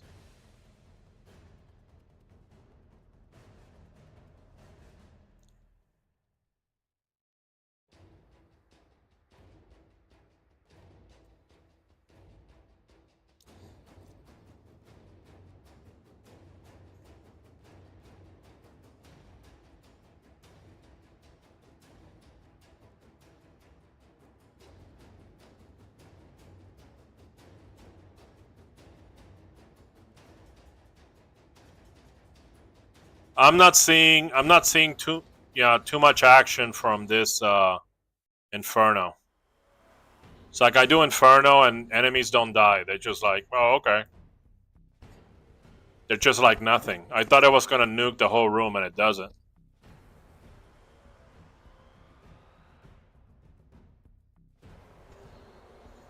For bosses, they have heads, run, sight, 09 every day. Yeah, but I'm trying to do it with Amber. They nerf Amber really hard. Yeah. But is this armor strip worth it, you think? She's not really as useful as she used to be. I mean, this 75, this is... energy per target. Okay.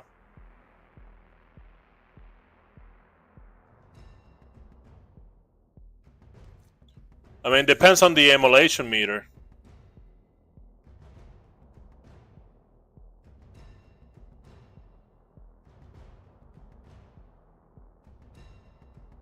Fire Blast, it says emulation meter on cast, minus 50%.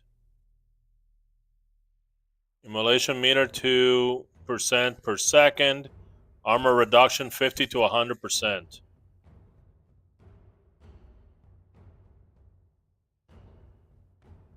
So if I do immolation, then I do Fire Blast, I get 50%. Is that what it's trying to say?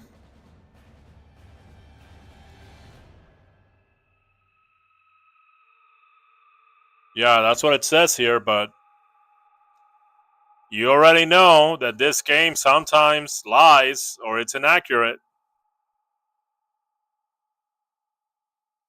Yeah, that's what I thought. I'm gonna replace it.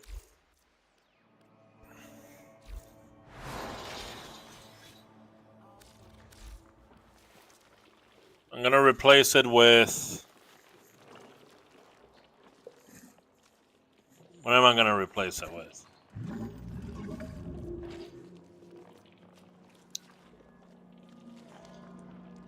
Wanted to replace it with Firewalker.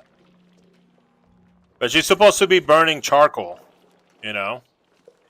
Her theme is charcoal, and charcoal doesn't leave, like, you know, it doesn't, like, burn the ground.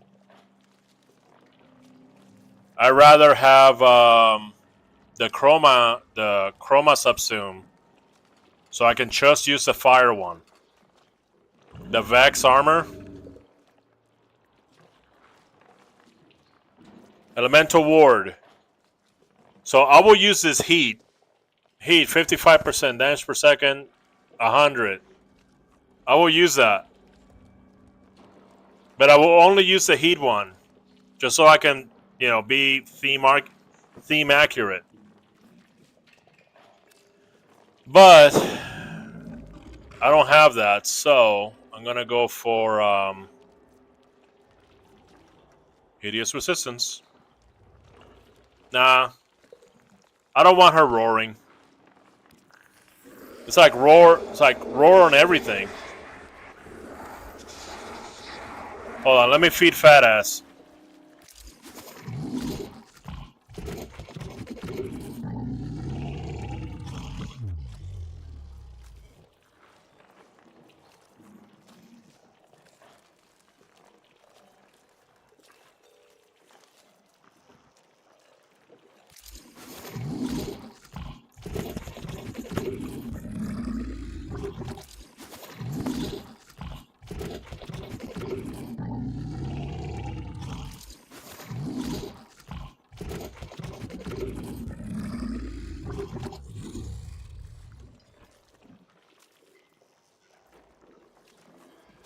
$50.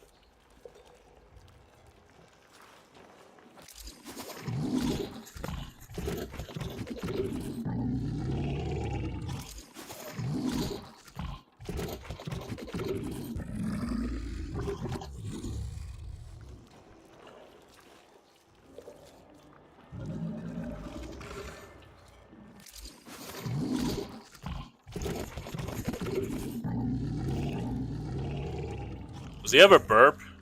Do you wonder that if he ever burp? Anyway, I'm gonna replace Fire Blast.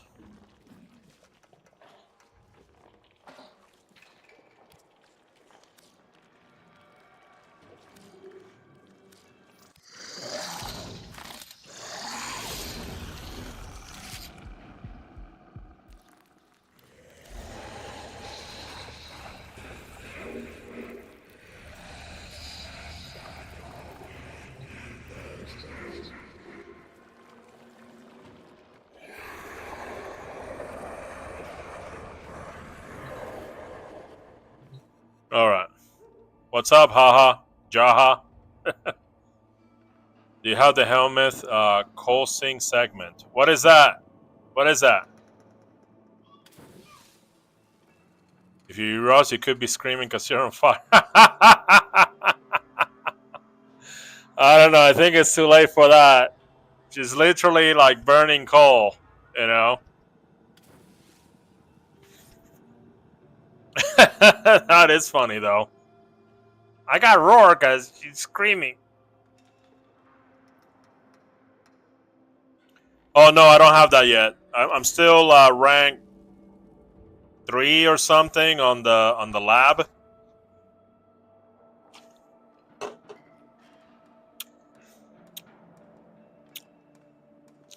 Okay.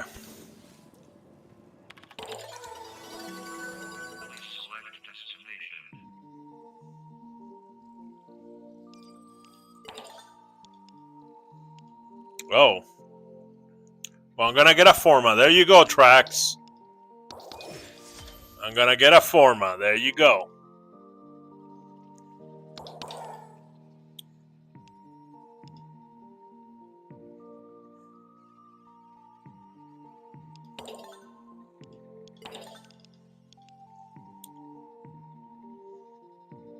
Let's buy her something nice.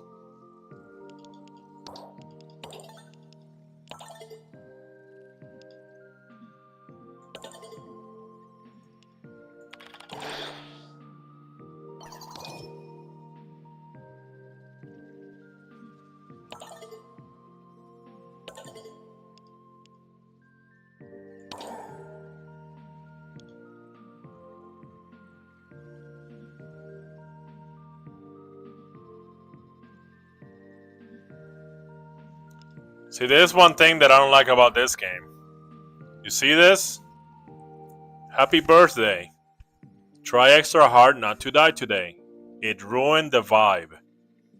That word wasn't being used that way in 1999. That's a 2020 word. Rank 4, I think, is high enough. Oh, I don't know. Who sells it? Is it the fish who sells it?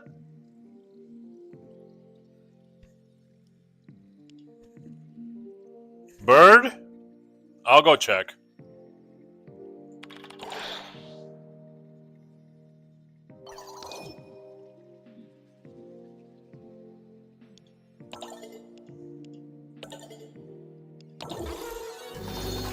Hey, why don't they just put the letters on this?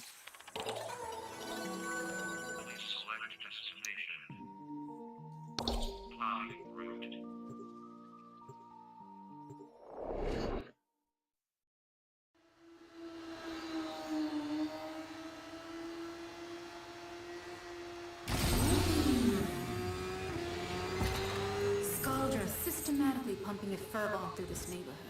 Not good for anything with a pulse, including cities. Only way to stop them is to put them down first.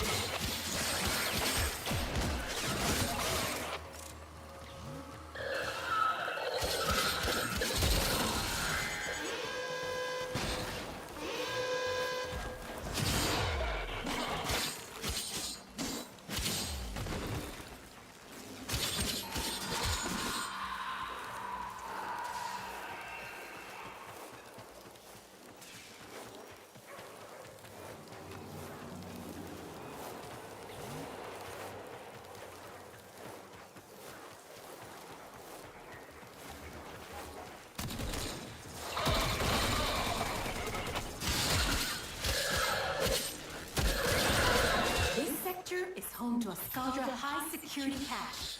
If Furball charges will get you inside, but you gotta be quick. They're rigged to self-destruct.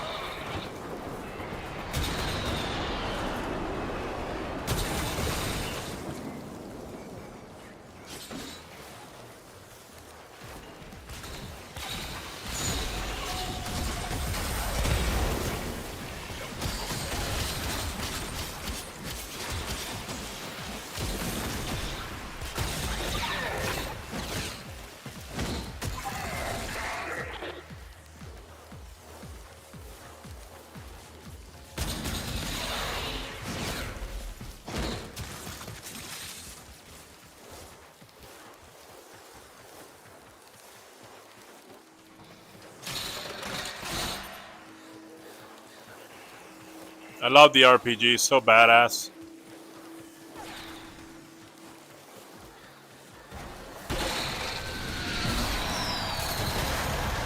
We all bring something to the group. I bring muscle.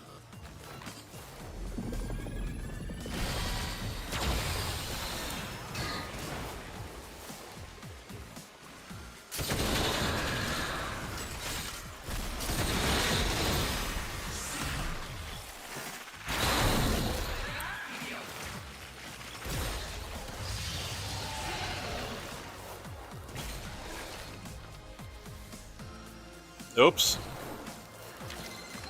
Scaldra on high alert! Your window of opportunity to get into the How I can do closing. damage like that? Find Furbon charges. Takes a long time. Gotta summon my team.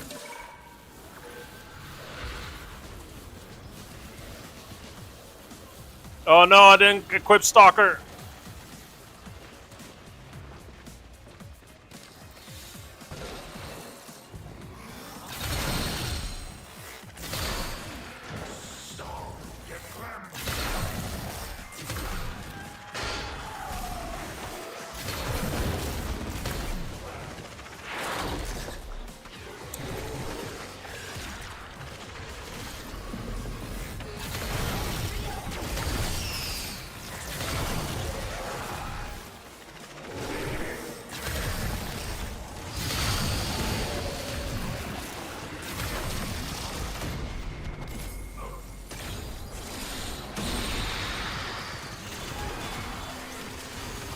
This guy's down.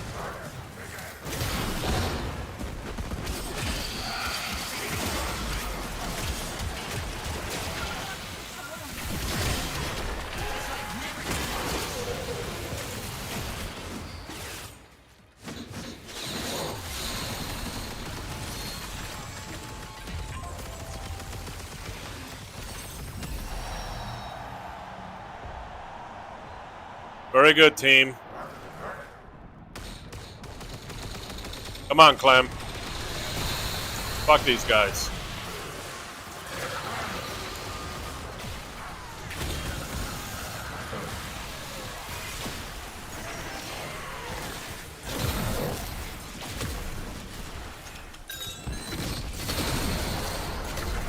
What? Oh man! Thought for sure you'd be able to break into that cache.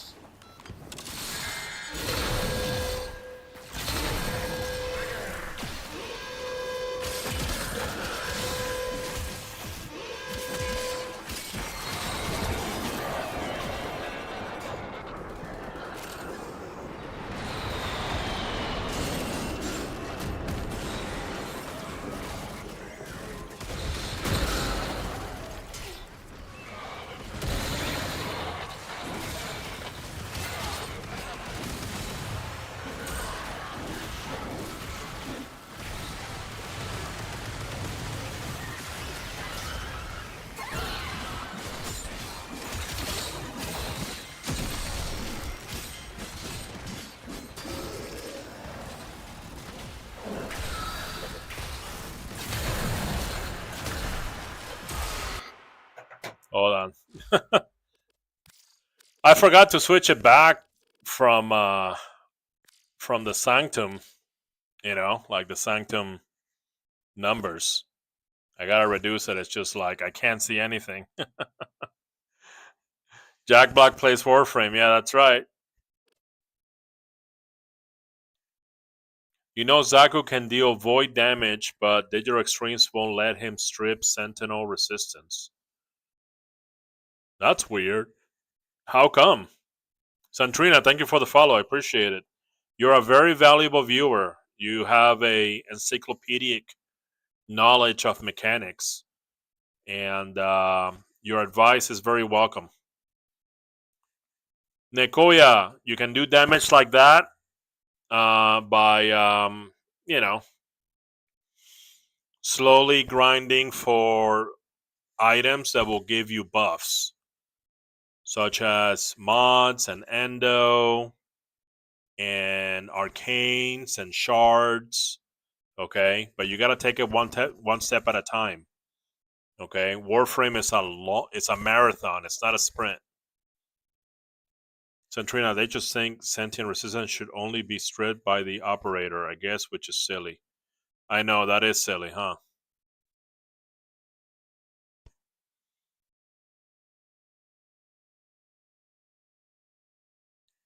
I mean, I have a build with the paracesis that I use with Excalibur Umbra. And the paracesis, everything is like anti-sentient. Okay? Everything is just for that. Damage type, anything. Cold and radiation, right? So when I find a sentient, what I do is I do the primal scream, and then I do a finisher, and that should be enough. But because of the resistance, I have to do 3 finishers in consecutive order, which looks really silly, in order to kill 1 sentient. It works, you know, when they're doing like their special attack, like they're spinning lasers, or they're doing like, you know, like shooting lasers at you and stuff. You do a primal scream, and they fall from the sky, and then you can do a finisher. But it takes 3 from the paracesis, and I'm like, well, you know, when it comes to the resistance, they shouldn't have any resistance, because in Primal Scream says that it eliminates the resistance from the sentience. But every time that the sentient resistance kicks in, it has a bubble. Have you ever played Super Smash Brothers? You know, when you block, you have that bubble. It looks like that. So that's how you can tell it's active, right? And then it takes me like 3 finishers, and I have like maximum finisher damage, maximum everything, plus the paracesis, plus the anti-faction, plus the right damage type, and the paracesis still cannot one shot like a common sentient, you know. And then I go to cow missions, and then the sentients are like nothing. You just hit them a few times, and then they die.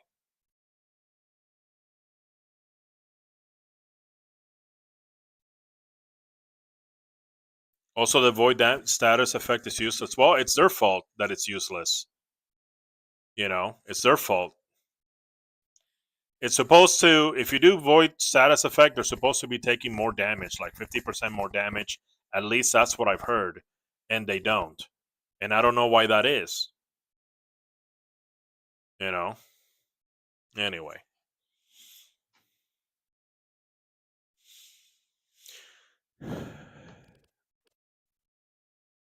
Rumor is that we're going to the sentient solar system next in the story. Let me tell you something. I don't like that.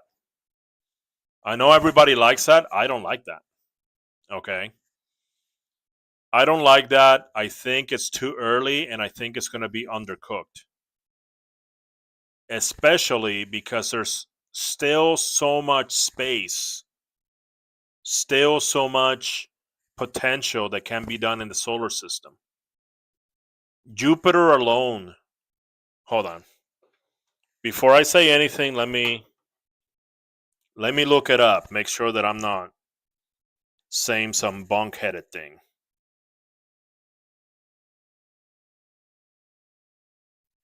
How many moons does Jupiter have? All right. Jupiter alone has 95 moons. Every single planet that we go to, we're only on one side of the planet. If you look at Earth, everything is on like Eurasia, like the East Eurasia and Africa, and that's it. You know what I mean? Like, what about Antarctica? What about, the US? What about Oceania? What about the East, like China and Korea, Siberia, Australia? What about that? They have like How big is the plains of Eidolon? How big is it? Is it like what, 40 acres? Something like that? And that's just one planet. They got plenty to do if they wanted to. We don't need an entire new solar system. We just need for them to like keep expanding within that space, because there's a lot of potential. Saturn alone has, I mean, Jupiter is huge. First of all, just Jupiter alone, like having like different sky bases and stuff. Okay, how big is Jupiter compared to Earth? 11 times wider than Earth. Now, I understand that not all of Jupiter is going to have the sky bases, right? But there's potential. There's lots of potential. Okay. How many moons does Saturn have? Look at this. Look at this. Look at this. Saturn has 274 confirmed moons.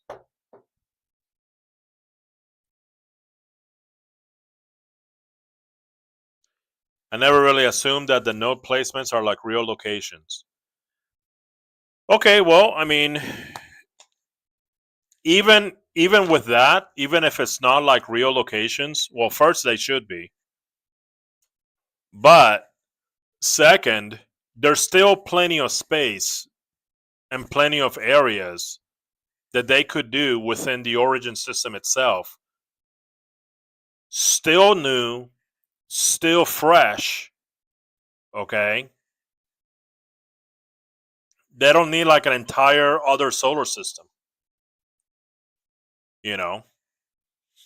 I don't understand. Here's what I understand. I don't understand how No Man's Sky and there's other indie developers that have that use procedurally generated technology that is shared. It's like shared procedurally generated. So basically, they're launching these MMO games, and they're not handcrafting every single acre of the world. They're just putting in an algorithm and then have the computer generate it itself. And then when another player goes there, like it's already generated because another player went there. And when they went there, they kicked in the algorithm. Okay.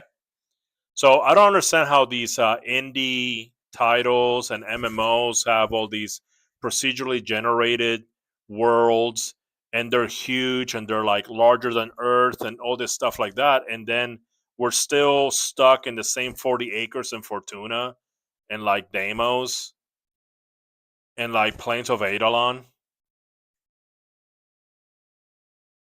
Like, you know what I'm saying? Okay.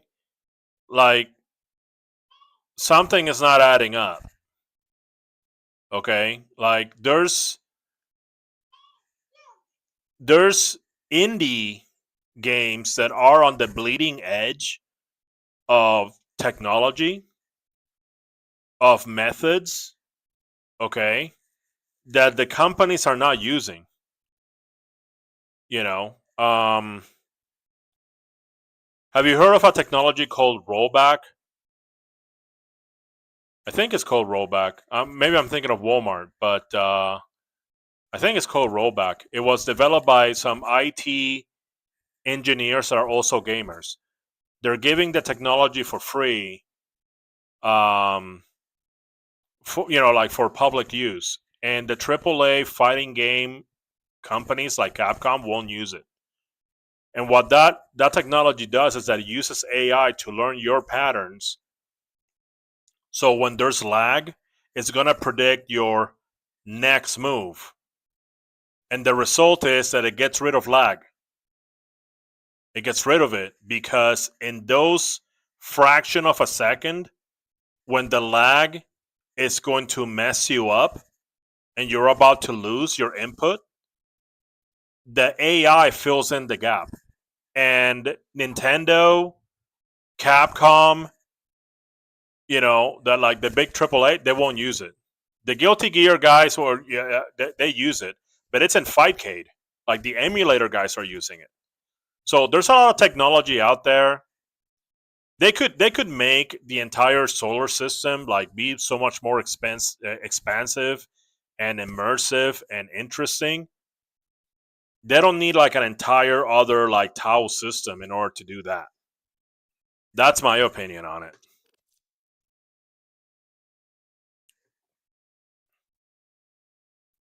The open world areas in Warframe are not procedurally generated. The other maps are. Yeah, well, but my point is that they should be. My point is that they should put this technology to work because it's based on algorithms. They don't have to handcraft it. Cetus, Fortuna, and Deimos are the Cambion drift. They're handcrafted. You don't have to handcraft anymore. You can just have an algorithm and then supervise, and then do like you can retouch the algorithm instead of like retouching the actual work. You can retouch the algorithm. And they even randomly. I mean, they even create creatures. They even have an algorithm to create all sorts of creatures. Okay. And it's amazing what these indie, developing studios are doing, and I don't see the big guys doing it. I mean, think about this. We still can't attach to giant bosses in Elden Ring. We're still like a little guy with the sword like this, okay, into a giant boss. As opposed to, say, Shadow of the Colossus or the Guardian, where you're like, you're holding on, right? You're doing your thing. Still, there's certain things. I mean, like the passage of time doesn't guarantee technological advancement or concept advancement. Okay, look at the fighting games. Fighting games are still locked into like a little square like this, and then when you hit the edge of the camera, that's it. That's it. You're in the corner now. Okay? And there's been other fighting games in the past that have solved this issue. I'll take you to Marvel Superheroes. Okay? You're in the corner and you get hit like hard. Okay? It breaks the wall and it just goes into like another looping stage. There's a lot of innovation when it comes to fighters, okay, that have solved that issue. But let's take a look at Street Fighter 6, still locked in. Let's take a look at Smash, still locked in to the same fucking little square. It's just they're not innovating.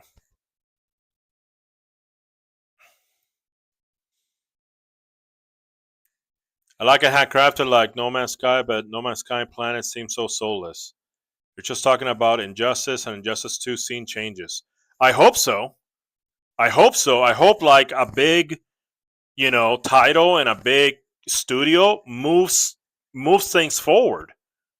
Okay, because this is just like old tech. Samurai Showdown was zooming out. Okay. Samurai Showdown was zooming out when Street Fighter was around. So I could understand, well, they're not gonna zoom out. Also, Art of Fighting. But time passes and then Capcom is not adapting those things. And maybe you don't want to solve the issue by zooming out because of zoning, right? You don't want the zoners to like dominate. Okay, that's fine. But Marvel Superheroes was a Capcom game. And they solved the issue. And that's their only game that they did it in. And they just didn't repeat it. If you go back to Marvel Superheroes, what happens is the wall breaks And what happens is that the next stage looks just like this stage. It's sort of like loops, right? So it's not like you have to keep making stages. It's sort of like loops to the beginning. But the point of doing that is to eliminate that problem. The problem that, oh, you're stuck to where the camera shows. And the reason I'm talking about that, I'm talking about fighters and, even in WarFrame, is to demonstrate that indie developers and smaller studios, maybe AA studios, single A studios, they're using technologies and techniques that advance and solve problems, and the big AAA seem to be stuck on the same patterns. Like, I know Monster Hunter has a little bit of it has like some attachments, right? It has like some attachment combat to like the big monsters. And even Dark Souls has some of that, but you have to do what is called a launch attack, and you have to be on high ground. But it's not Shadow of the Colossus.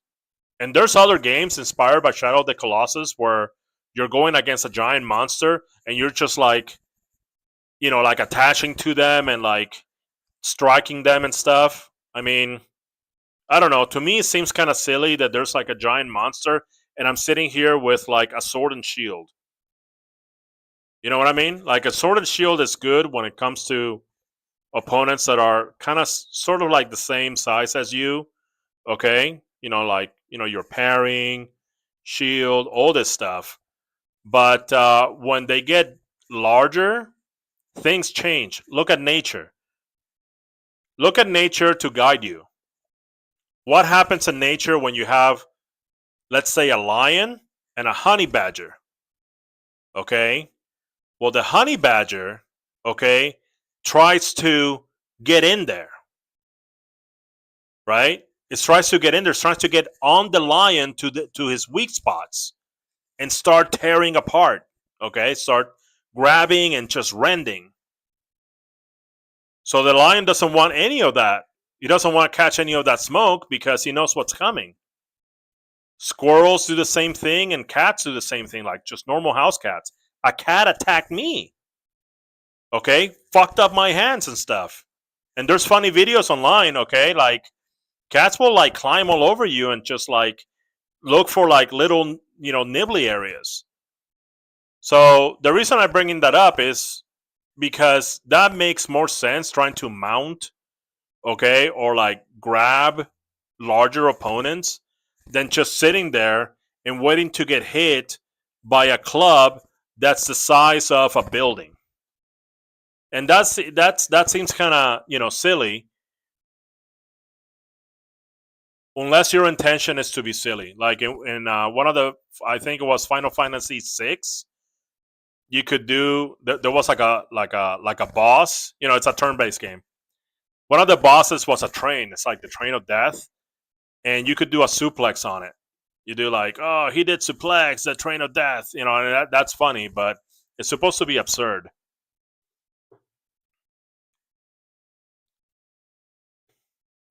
Oh, Injustice to have that feature? Well, good. Excellent. Those are DC Hero fighting games. Excellent. Excellent. But Capcom refuses. They're just so afraid. They're like, oh, if we change something, people will complain. But my point is, Steve should adopt these new technologies, okay, to make more and fresher content with less effort. Okay? I know that the procedural generation of Soulframe is superior to WarFrame. So I know he's dabbling into it. Because sometimes I play Soulframe.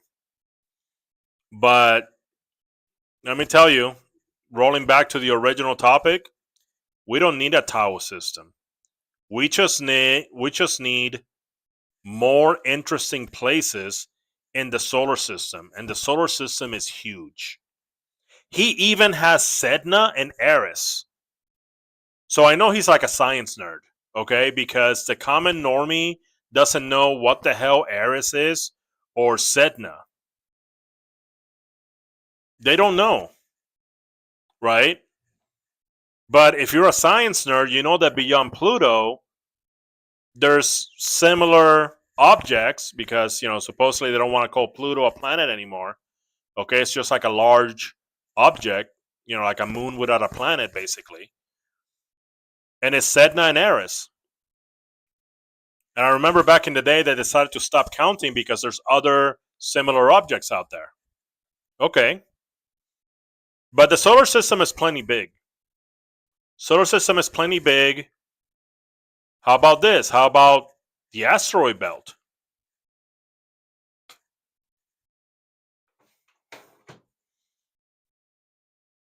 Let me see what the science name is for the asteroid boy. Hold on. I think it's called Kuiper Belt. What is the Kuiper Belt?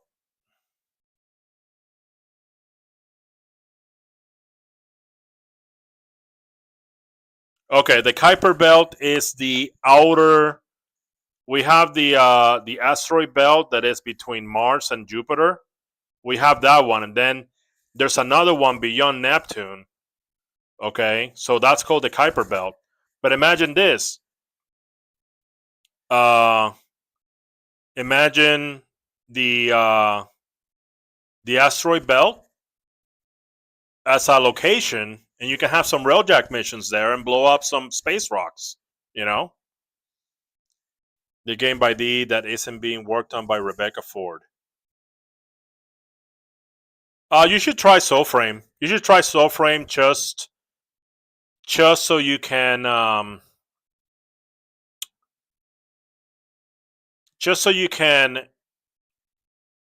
analyze Steve's mind.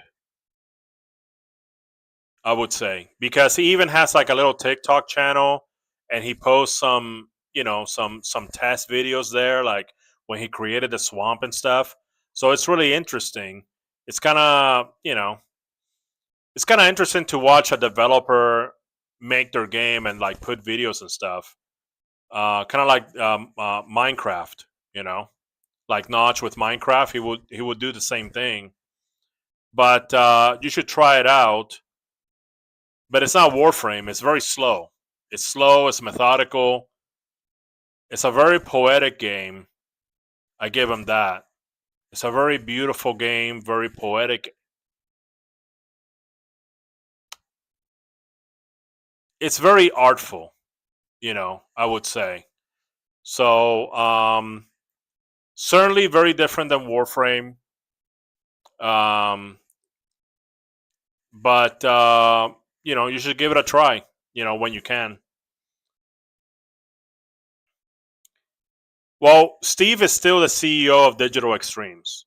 Rebecca Ford is the director of WarFrame. So everything wrong with the game is her fault. So, but yeah. Well, actually, technically, it's not really that much her fault. It's Pablo. Pablo is he used to be the guy that took care of the interface, and now he is head programmer. So anything that has to do with code, you blame Pablo. Yes, I think she has been a better game director than Steve. And a lot of people feel that way too. Because Steve he would make something new. Okay? He will make something new and forget about the old stuff. Okay? And I don't like that. Rebecca said in one of the streams, that her policy, the new policy coming forward, is if you add something new, you need to fix something old in order to keep the balance. This is coming straight from her mouth. And I don't care how woke she is, because she's plenty woke. But she's a good director. I respect her. She's a gamer. She plays games. Like, part of her hobby is playing games, like other games. You can't say that with a lot of people that work on the AAA games. Like, part of their hobbies is not video games. They play video games and then they turn around and go play golf, right? Or they go like play poker.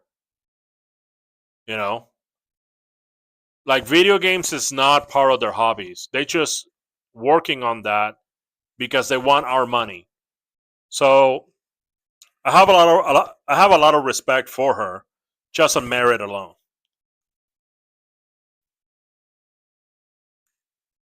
You like how woke she is? Well, the problem is you gotta appease to everybody. You know, if you start making if you start excluding people, even people that say things that they don't agree with you, your numbers are gonna suffer. You know, she's very good at her job, Rebecca. Yep.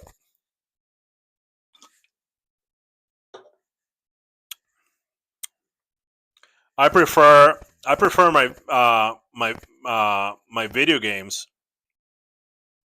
For example, I don't like. I prefer video games that have character creators. That way you can make your own character. When a video game creates a pre-cooked character, that can come with a lot of problems. Like the whole identity, ideology, and politics shit comes into play. It's like, well, why do you make this character this? Why does the character look like this? Why is it this gender? Why is this character this? What are you trying to say? Oh, you're not representing this. You're not representing that. So it comes with all this stuff. But if you have a character creator, you do whatever you want, buddy. You know. One of the reasons that I'm playing Lord of the Fallen is because, guess what? I can play as a fat guy. And I made myself a fat guy on Lords of the Fallen. And it's awesome. All right. Let's get back to this Coda thing.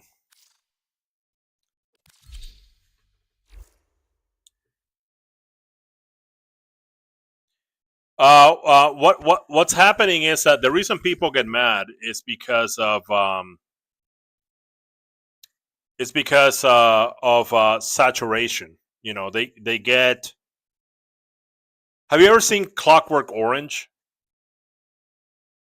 Before I continue, I gotta know if you've seen Clockwork Orange because I'm about to reference that movie.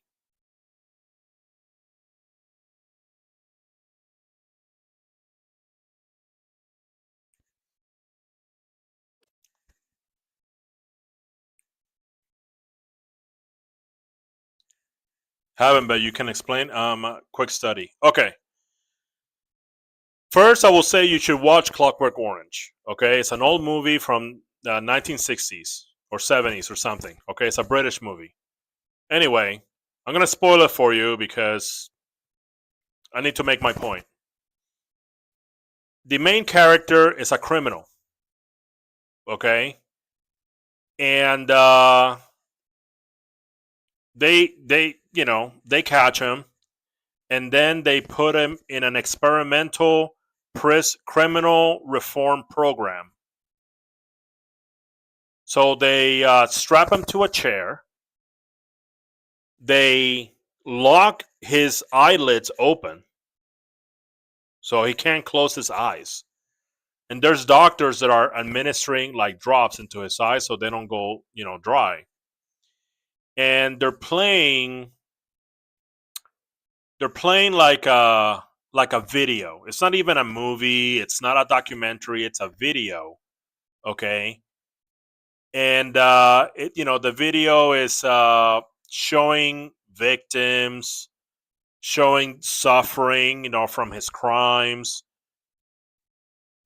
It's a video that is meant to reform him. Okay? So he's being locked like this. He doesn't have a choice. And when it's done, they release him into society and monitor him. And yeah, he does not go back to being a criminal, a violent criminal, which what he was. He was like, he was like the leader of a small gang. Anyway, here's what happened. every time that he heard Beethoven, he would have like, post-traumatic stress disorder, and they were wondering why that is, and the reason is because during the video they were playing Beethoven music, so it's sort of like piggyback into that content into his brain. The reason that I'm bringing that up is because when you put when you want people to do something, you keep putting them on their face. Okay? There might be, or there is, I would say, certain unseen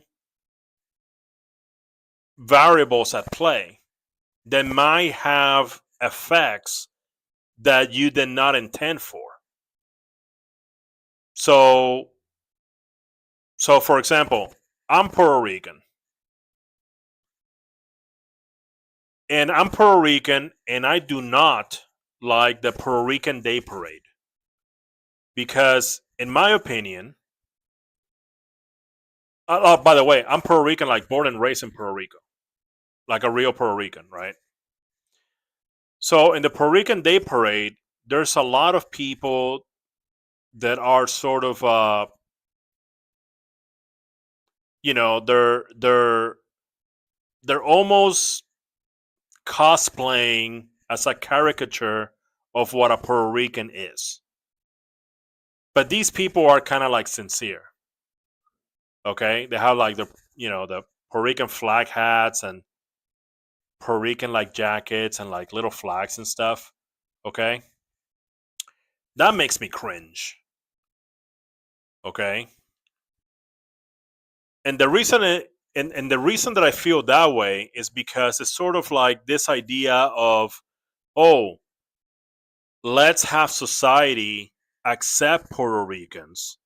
So let's make a holiday and close roads and have a big parade and make a bunch of noise. And one of the things that does as a result is that it makes everybody else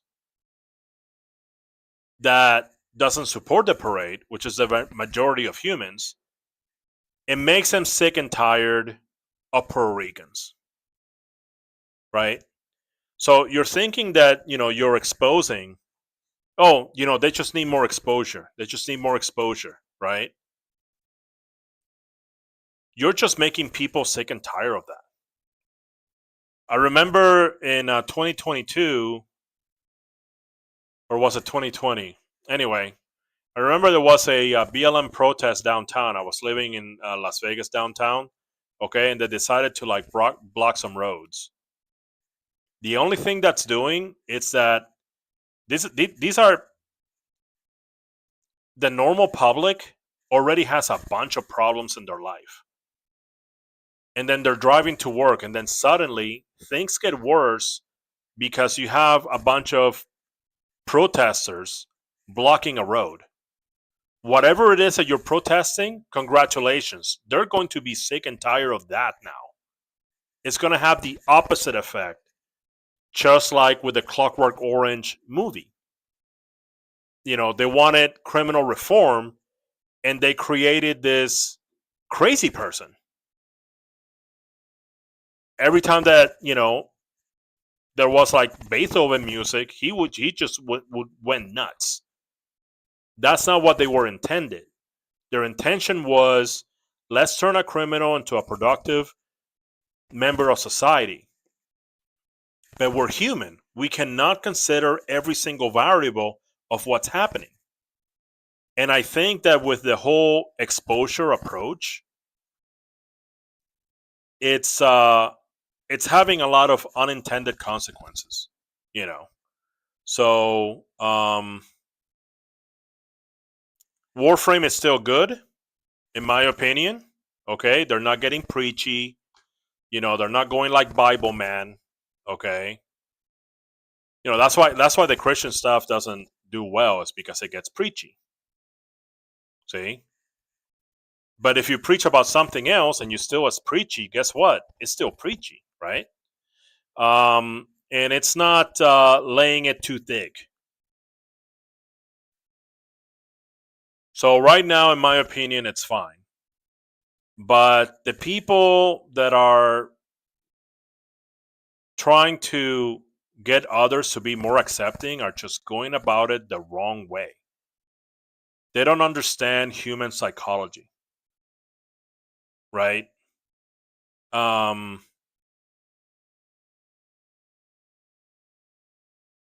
If you're doing too much exposure, you're just gonna get the public just be sick and tired of that. Awareness is one thing, like, oh, uh, these people exist, these other people exist. Okay, they're part of reality. That's okay. That's great, but you're making an entire parade out of it. Puerto Rican Day Parade, and you're closing roads. And now People's Day is worse. Or the activists, okay, closing roads, and they're saying this and that. Because it really doesn't matter what it is, okay? Whatever it is that the activists close the road for, like, like the activists in Britain, like, protesting the oil companies and defacing art, you're just getting people sick and tired. It's not going to gain support.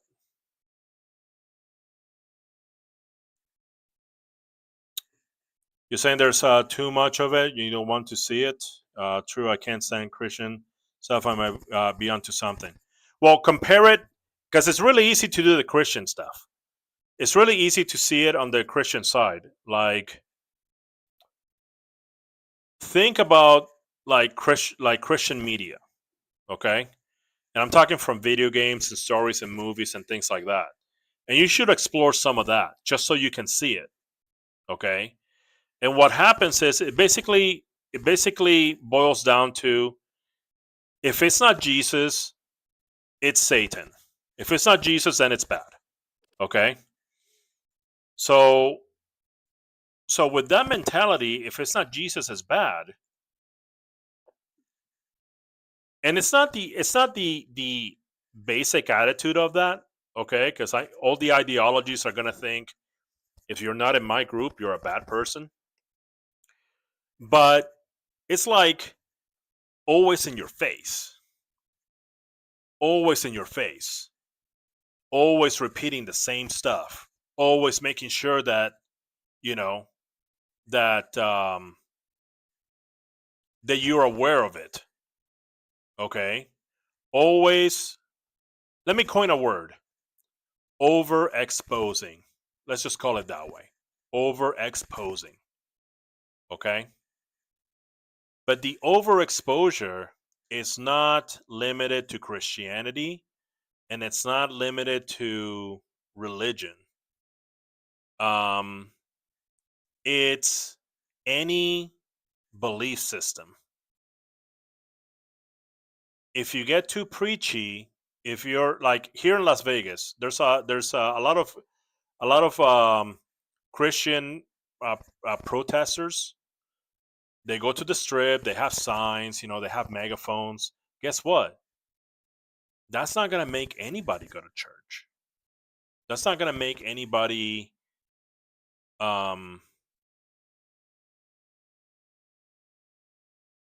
try to understand your message.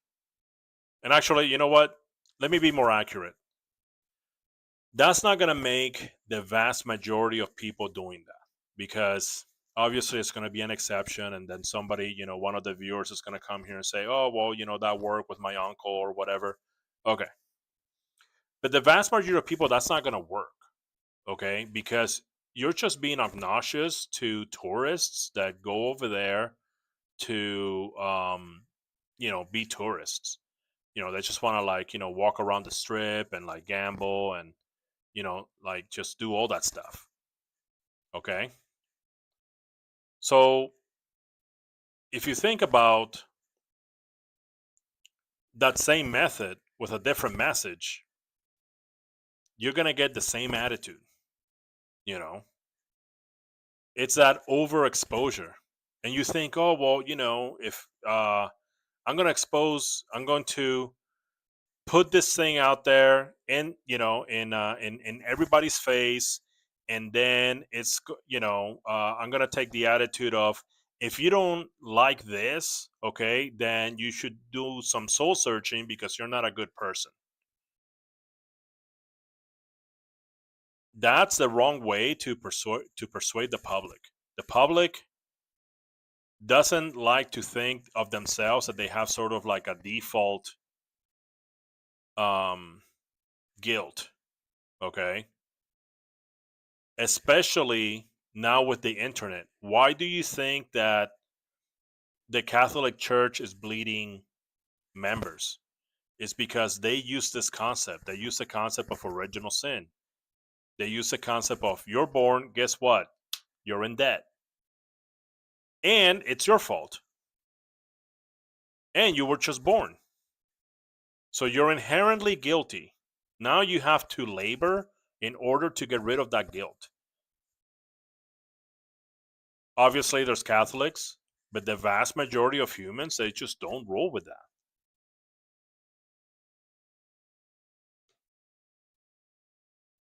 Yeah, they're there to drink and gamble, or there's a lot of foodies in Vegas too. Vegas has evolved to be like a restaurant city. Okay, there's a lot of foodies and conventions and things like that, and of course, there's like drugs and hookers and all that stuff. But the vast majority of people is like gambling and foodie adventures and parties, pool and things like that. And I would say like a tier after that would be drinking, okay, and then at the smallest tier would be like the whole cocaine and hookers thing. But yeah, you know, and it's just like that overexposure, that boom, boom, here, look at this, look at this, look at this, look at this. Oh, you don't like it? There's something wrong with you.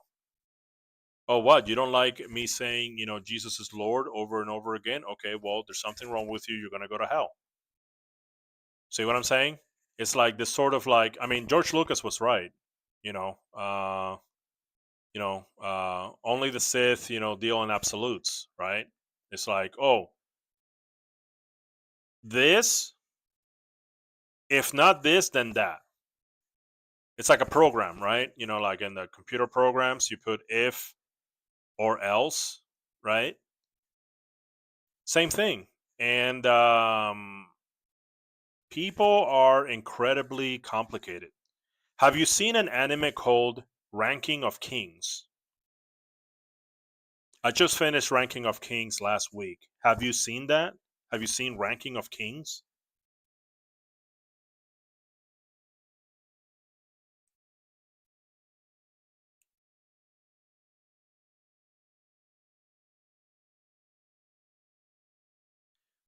I don't really watch a lot of anime. Okay. Uh, you don't have to. The something comparable will be the Game of Thrones HBO series. Have you seen Game of Thrones HBO series?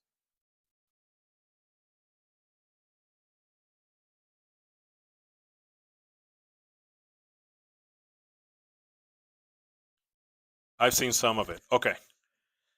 So I would implore you to watch the whole thing, okay, all the seasons, and here's why here's what I'm suggesting: that Game of Thrones and Ranking of Kings, okay, and the reason is, and actually, there's also an anime called Free Ren Beyond Journey's End. It's sort of new, came out this year.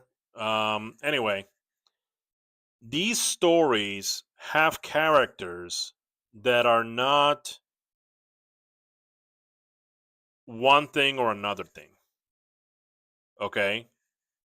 You have characters that are good and then they turn bad. Or it's not that they turn bad, it's that they do bad things. Okay? and then they go back to being like generally good, right? It's sort of like they're the things that they do, they are a good person or a bad person depending on the situation. Okay. And the reason that I suggest it is because that's closer to what human nature is. And the reason that I bring that up is to demonstrate that people can take an attitude of if this, then that. If this or else. They can't take that attitude because human nature is not a 1 or a 0. It's not. Okay? A good person that you know that, I don't know, houses, pays for and houses homeless dogs might be the same person that steals from a charity. See what I'm saying? So you can't say, oh, good person, they're going to do everything good down the list. That's not how it works. Okay? If you study human nature, they're a good person or a bad person depending on the situation. And I would say that you could have somebody in a certain situation. Okay? Let me give you an example. You can be a kid and steal from your mom. I did that when I was a kid. I used to lie a lot and steal from my mom. I grew up, okay, and I became diametrically opposed to that attitude. Same situation, same vulnerability, okay, had access to her cash, not steal. Instead, give my mom money. Hey, mom, what do you need? Need a little money? Here you go. Stop lying. I was lying so much, I started to believe my lies. Okay? I was like 13, 14. Same situation in which somebody would be a bad person. With time, and this is what those shows, demonstrate, Free Ren, Game of Thrones, Ranking of Kings. With the passage of time, same situation, now they're doing something different. If they were doing a good thing on that same situation, now they're doing something bad. If there's something bad, now they're doing a good thing. Okay? So it's just not simplistic. It's not simplistic.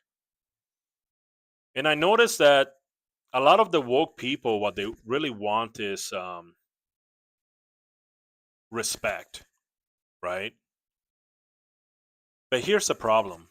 And this is coming from a blue collar guy. Okay, I'm a blue collar guy. Started with physical work, building concerts and conventions and shows. And then I was working in the oil field, drilling for oil. Okay. And I had like other jobs, construction and, moving and stuff like that. You cannot demand respect. You can't say, treat me with respect and dignity. That doesn't work. You might get people to agree with you with their words. In their hearts, okay, they lost even more respect for you.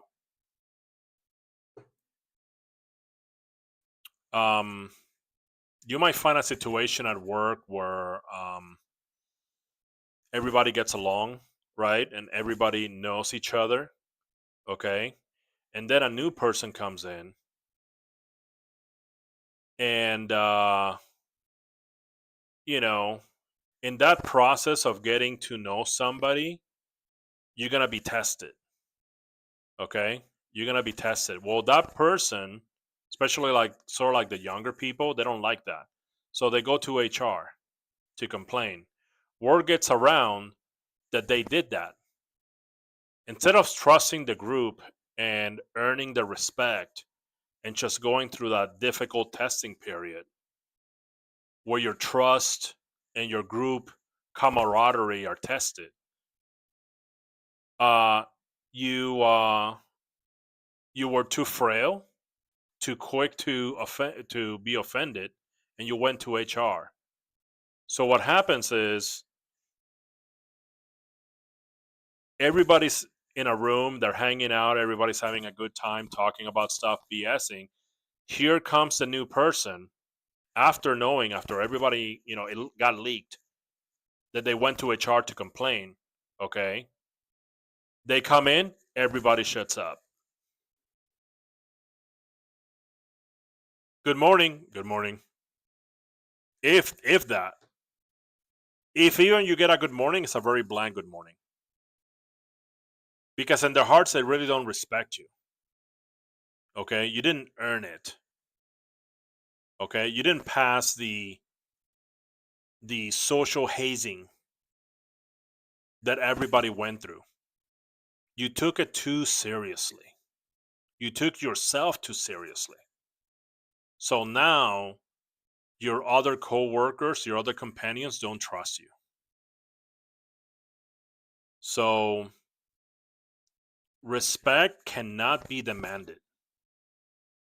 It has to be earned through action, deeds, and history.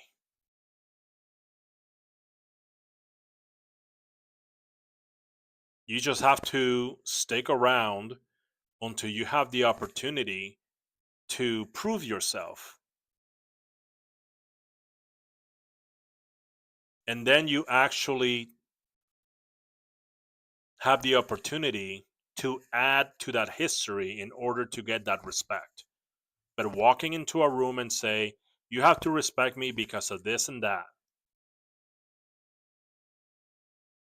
and that doesn't work.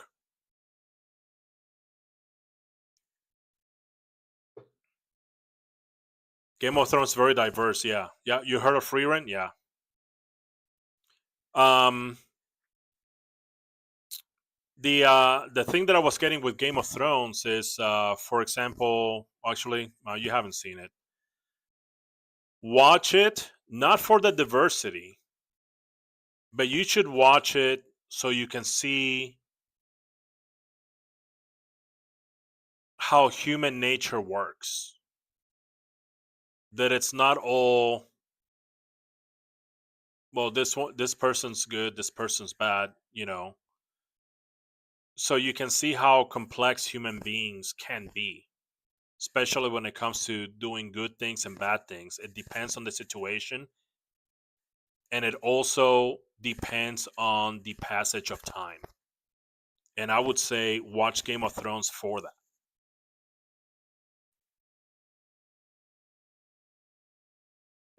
I don't really see that could be appropriate social hazing in the workplace. It's just animals, Santrina. We are social animals, and that's how humans do it. If you go out there, if you go out there to different uh, social groups and social dynamics, especially the more dangerous ones, like blue collar work, like jobs where you can get hurt or killed, or even so, like in the military, right? Any group setting where you need trust, you need to trust your teammates, you will be tested. And demanding for respect, that doesn't work. You cannot utter words such as, you gotta treat me with respect and dignity. that's just going to have the opposite effect. That is earned, like I said, through building a history. Because later on, let's say that you did some stuff, you fixed some problem, you whatever, like something good. You did something good for the group, okay? And you did it like, 2 or 3 times. Well, now you have a record. Now they feel compelled to respect you. And as a matter of fact, I will say this. That's how it works with jobs, including the military, that are mostly physical, and you have to trust your teammates. If you go to a situation that is sort of like not physical work, not risk to like physical injury or risk of death, because drilling for oil, that's very dangerous. I almost died. So when you're in a situation like that, you're gonna have a different dynamic. Okay, you're gonna have a different dynamic, and you're not gonna have really that social hazing, but you're gonna have a lot of gossip. You're gonna have a lot of people talking behind your back. Okay, and you having to follow certain social protocols, different social protocols than blue collar, sort of like labor and dangerous work. But either way, it's gonna be that way. I don't like the whole social hazing thing either, but in every single group that you join, in every single group, there will be tests. And that's what I call social hazing. You will be tested. People don't like to give their respect by default, and especially don't like to give the respect on demand. They just don't, you know. But anyway, what's happening? I'm being hit by jade light. Uh-oh. Okay. Enough serious stuff. Let's do some Space Ninja stuff, huh?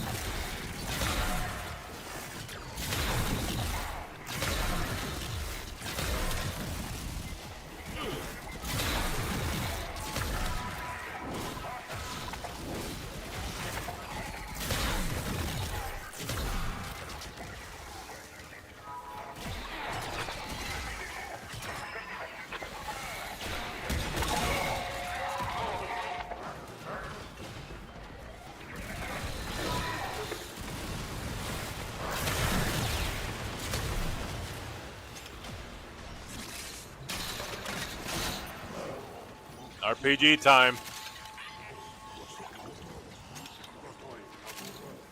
What? There it is.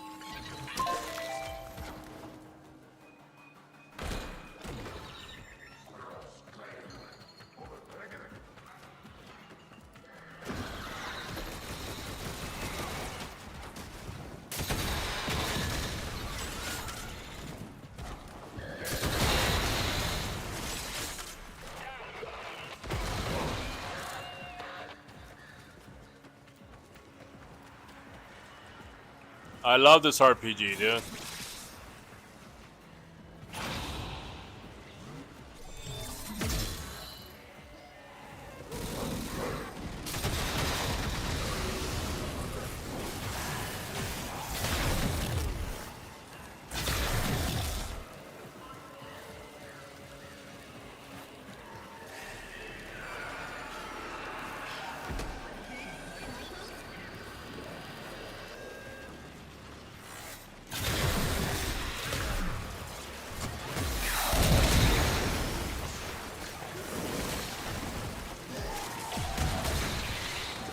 Sculpture Command is gonna be pissed when we find out what happened to their purge squad.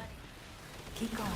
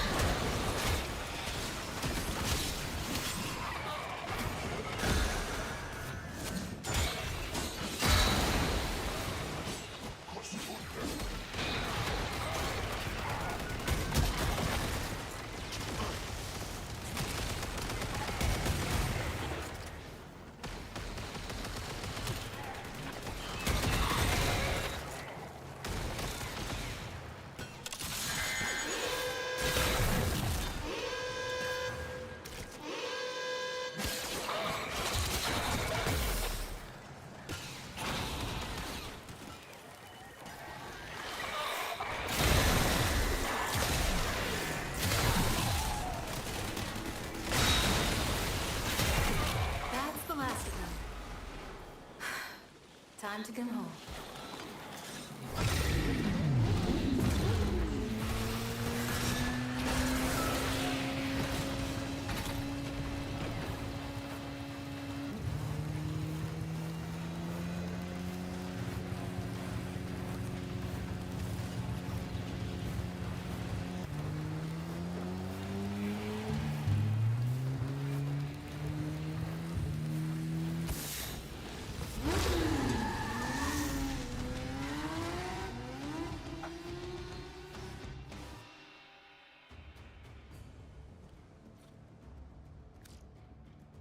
Very nice.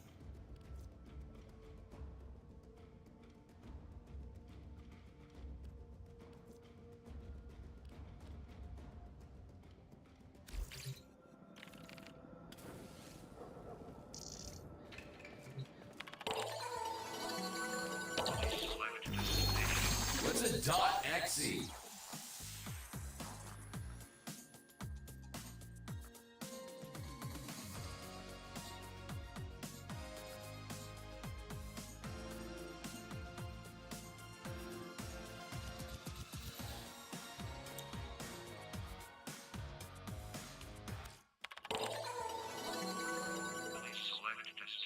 Shouldn't this take me to the railjack mission? Going to bed, have fun. Oh, I beat Dakota? Well, thank you. Thank you, Sankrina, for all your advice, hanging out, and having fun. Appreciate it. I'll see you next time. Scouter resistant to gas, by the way. Yeah, but I rather prioritize the Dakota. You know, I can deal with the Scaldra, even if they're resistant.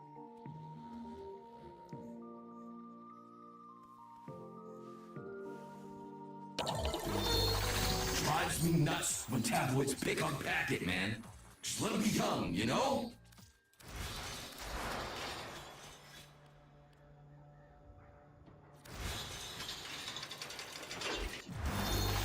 Hey, can I get a spot from you?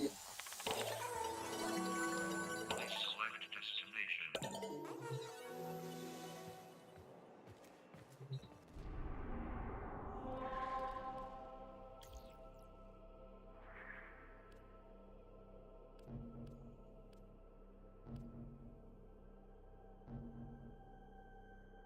100, 100? Okay, let's do this.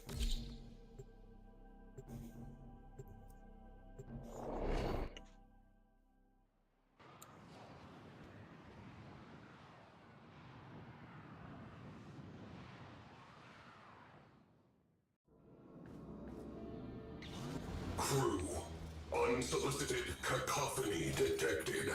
Systems protesting. Put a boot through the speaker.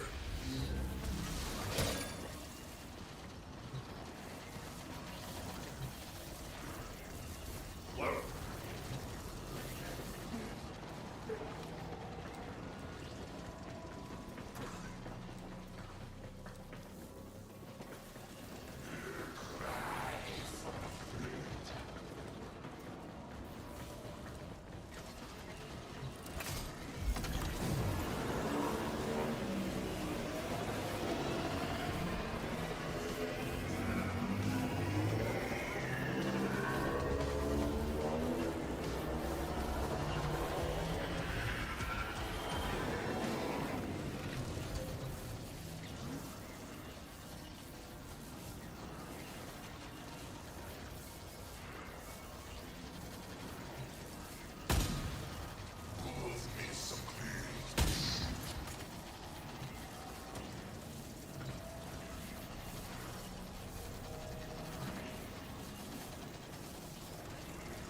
R and R tactical. It's not working.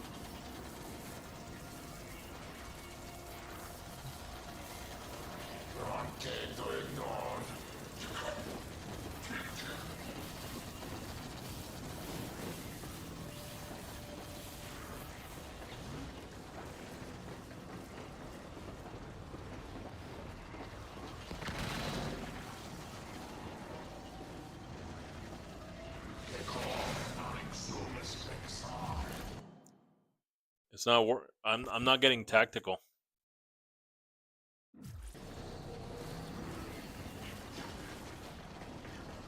Oh well. I'll fix it later.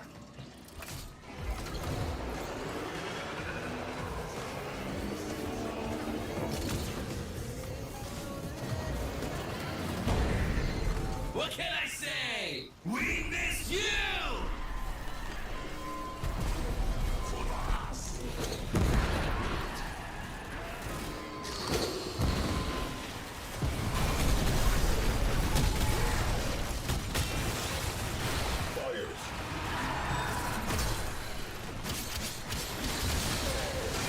Oh, the cold hand of death.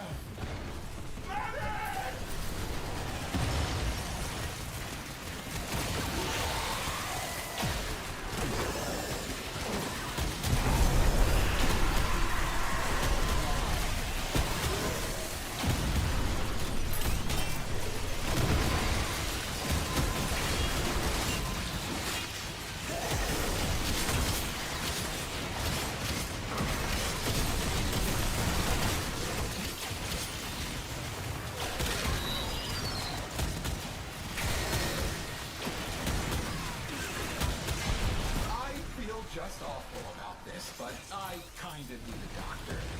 Immediately.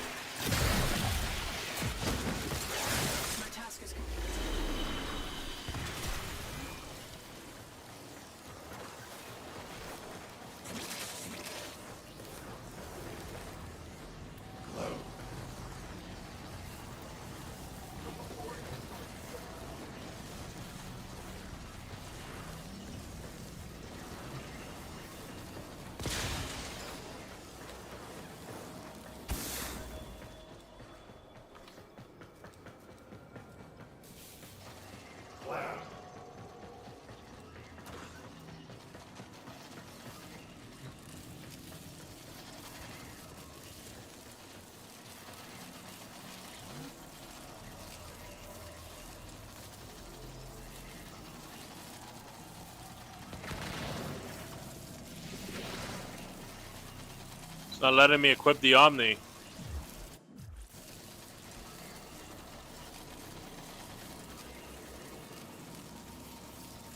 I don't think I have it here. There it is.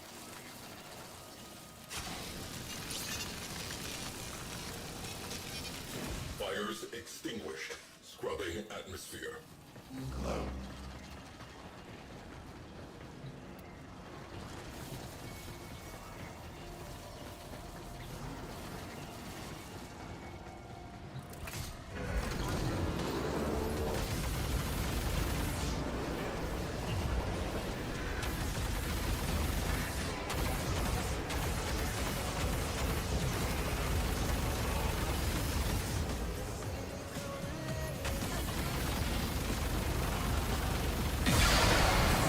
She cut her hair. Classic bad breakup response. I got this in the bag.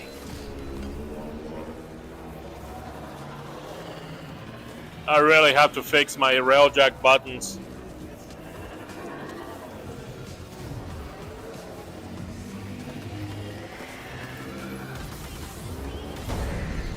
The party has arrived!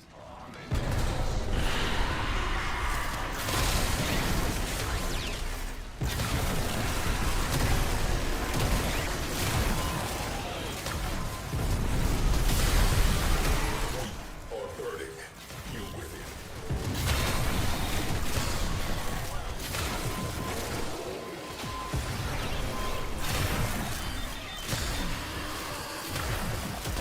I feel just awful about this, but I kinda need a doctor. Immediately.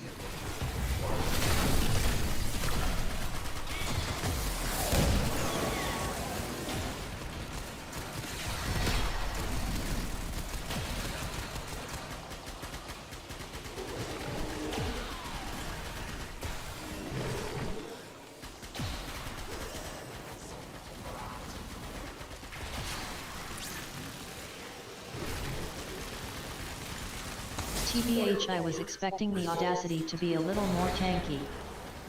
Wow, she's tanky. She's plenty tanky.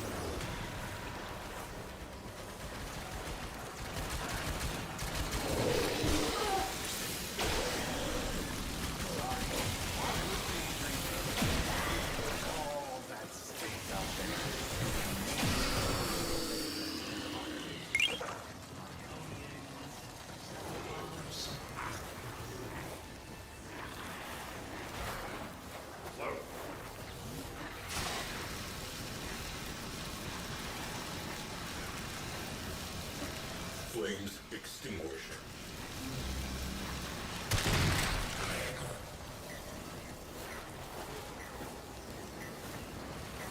She's also a speedboat.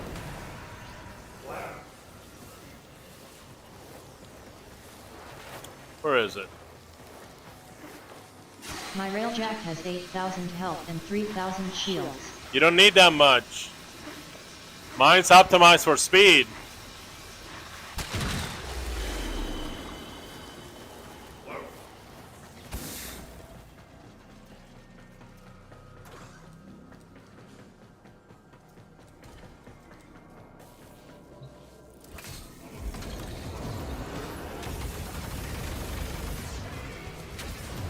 I gotta fix my buttons too.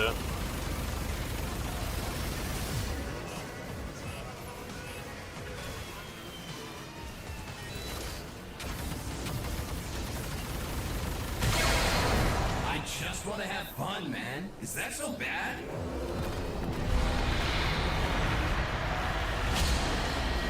One word drift.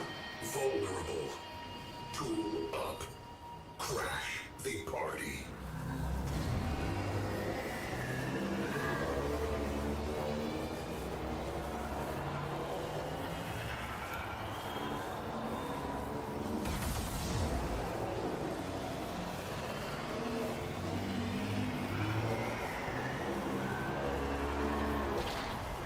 Ah, I thought I needed to crash the party. Breach the stadium.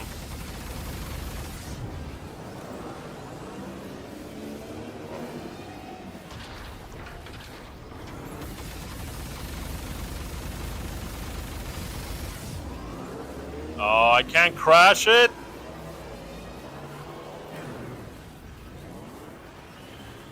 No dramatic entrance, huh?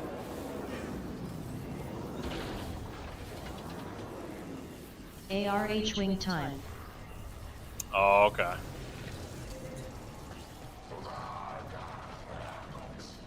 That's sad. Aquing. Archwing. Yep.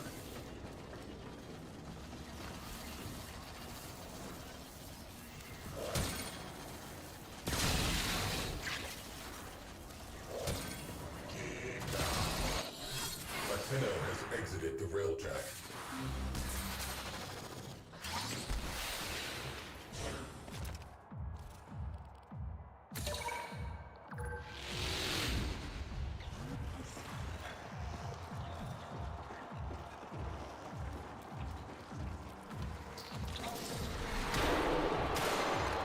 Good bench pressing, babe.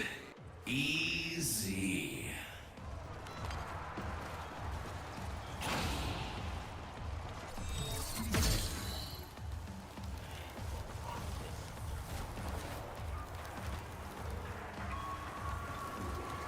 Destroy the screens. What's your issue, dude? Take a pill.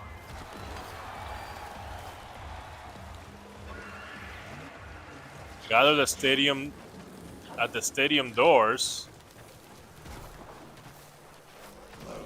This door, this asshole looking thing. Oh.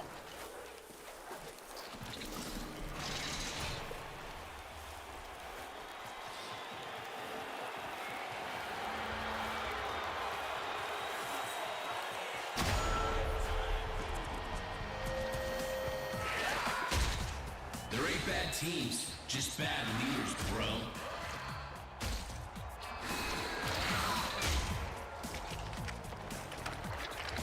This is so silly. There he is, a bastard.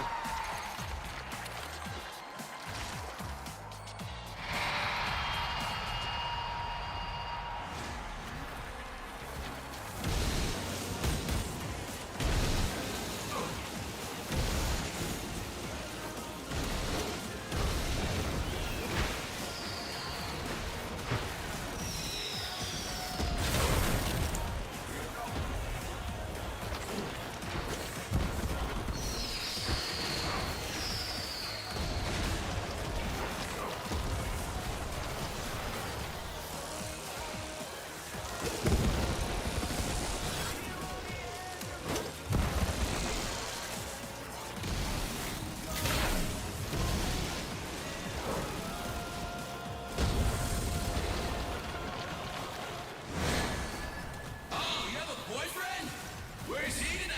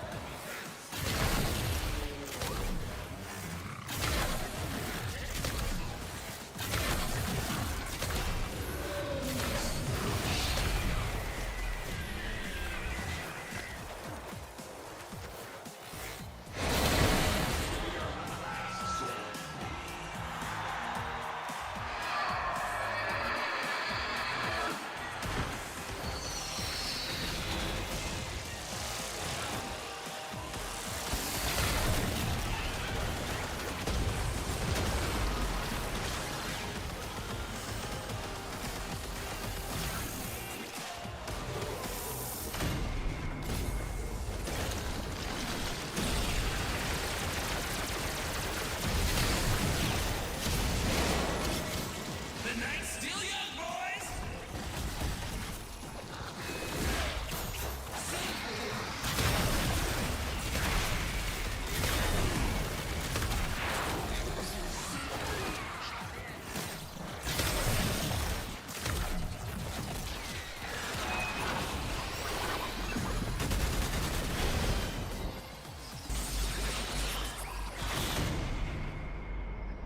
I had shield.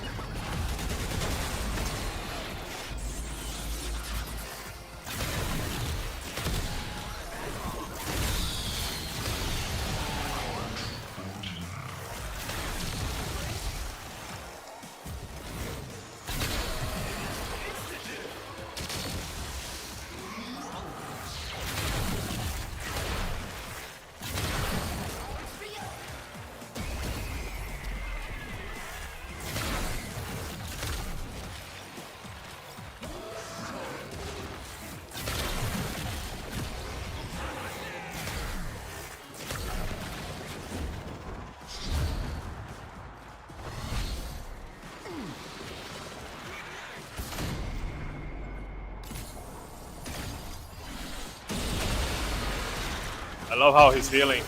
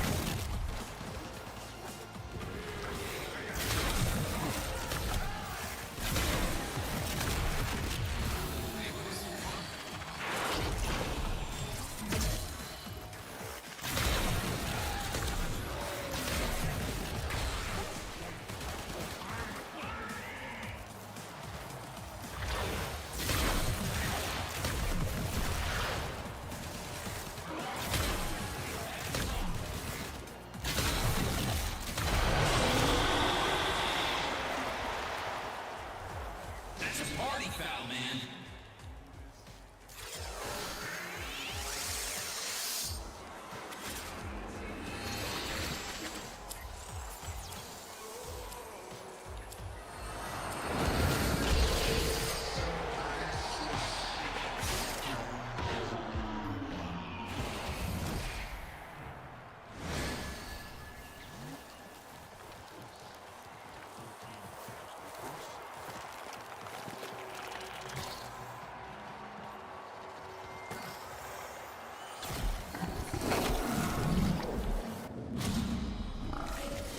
Slow clap. They are done. Moving on. Can we get out of here now?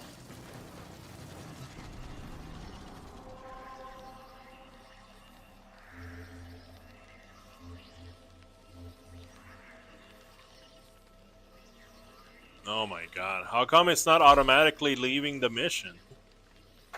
That's bad design. Ananas, thank you for the 3 roses.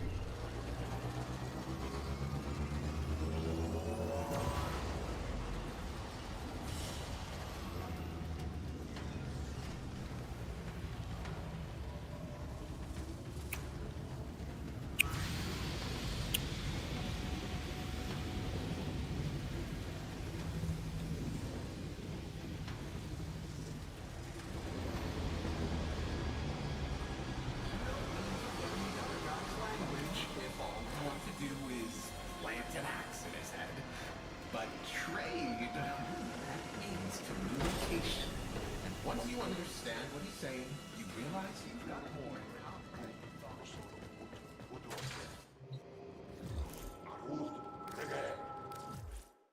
Should have automatically exited the mission.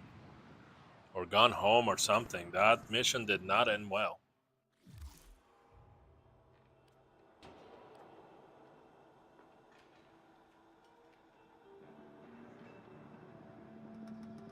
Hard drive party stories.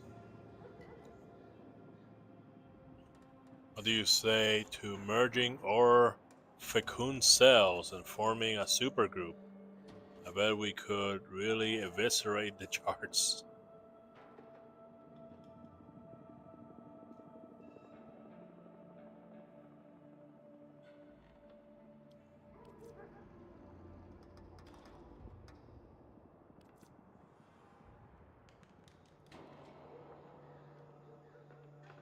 What is this?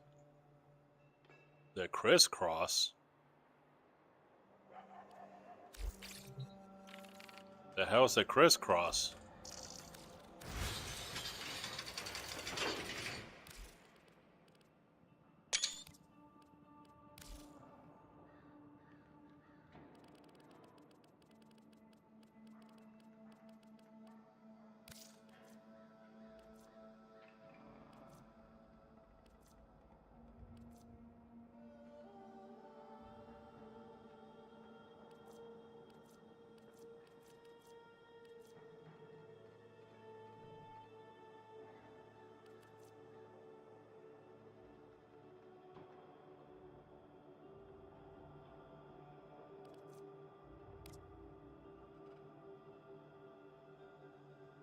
What?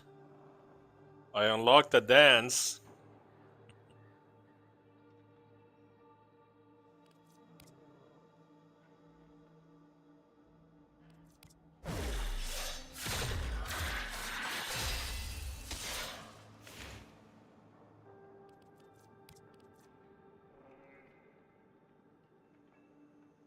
That's cool.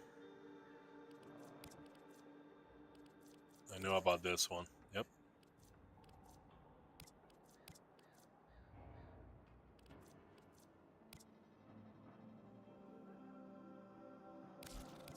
All right. Well, there it is. I did it.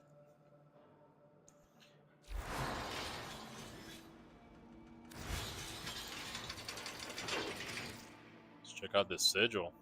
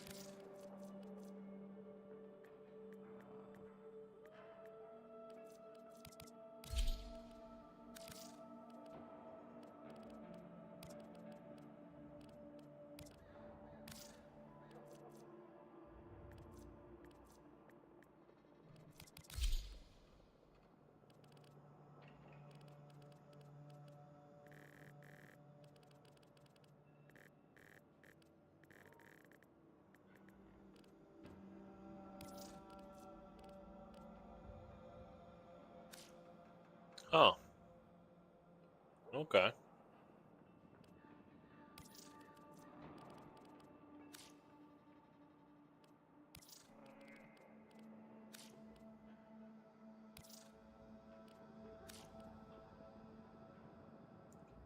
I see.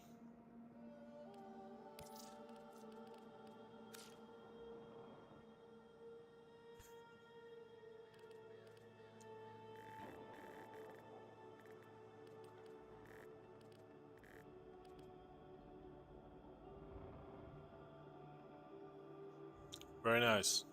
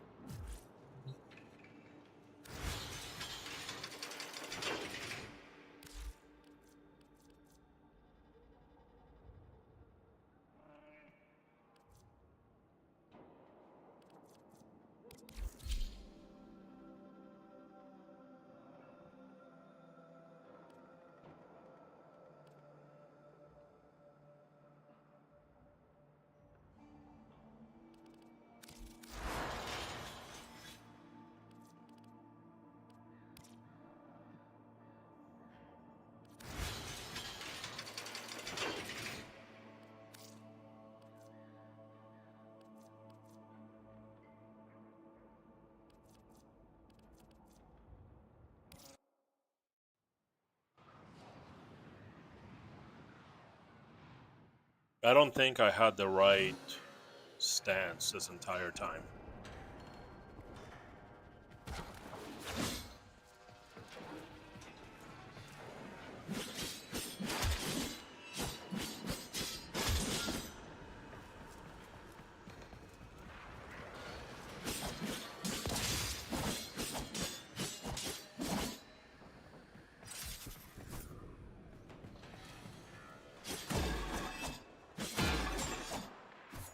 So it had the one where you slide on your shield and you do a kick. And I didn't want that one.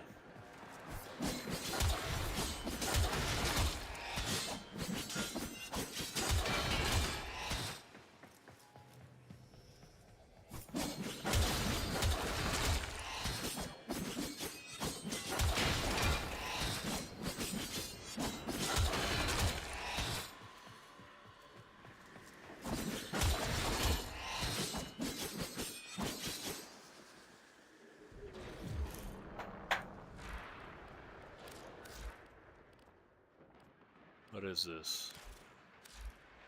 Final Harbinger? No, I wanted 11 Storm.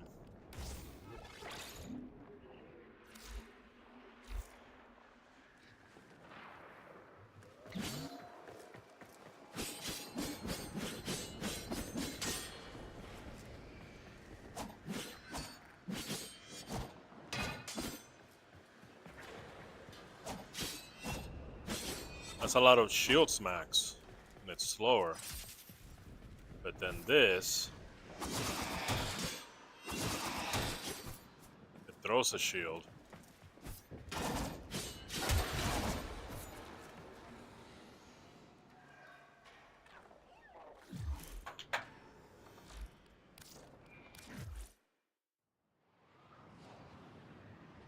I was using the wrong stance this entire time. It has better basic attacks. I think that's the reason I put it there. It had better basic attacks, but anyway. All right, everybody. Thank you for hanging out and having fun. I appreciate you. I will be streaming again tomorrow. 6 p.m. Pacific Standard Time, 7 p.m. something like that. Anyway, I hope you have a good night, a good morning, a good afternoon, anywhere you are in the world. And I'll see you next time. Peace out. Peace.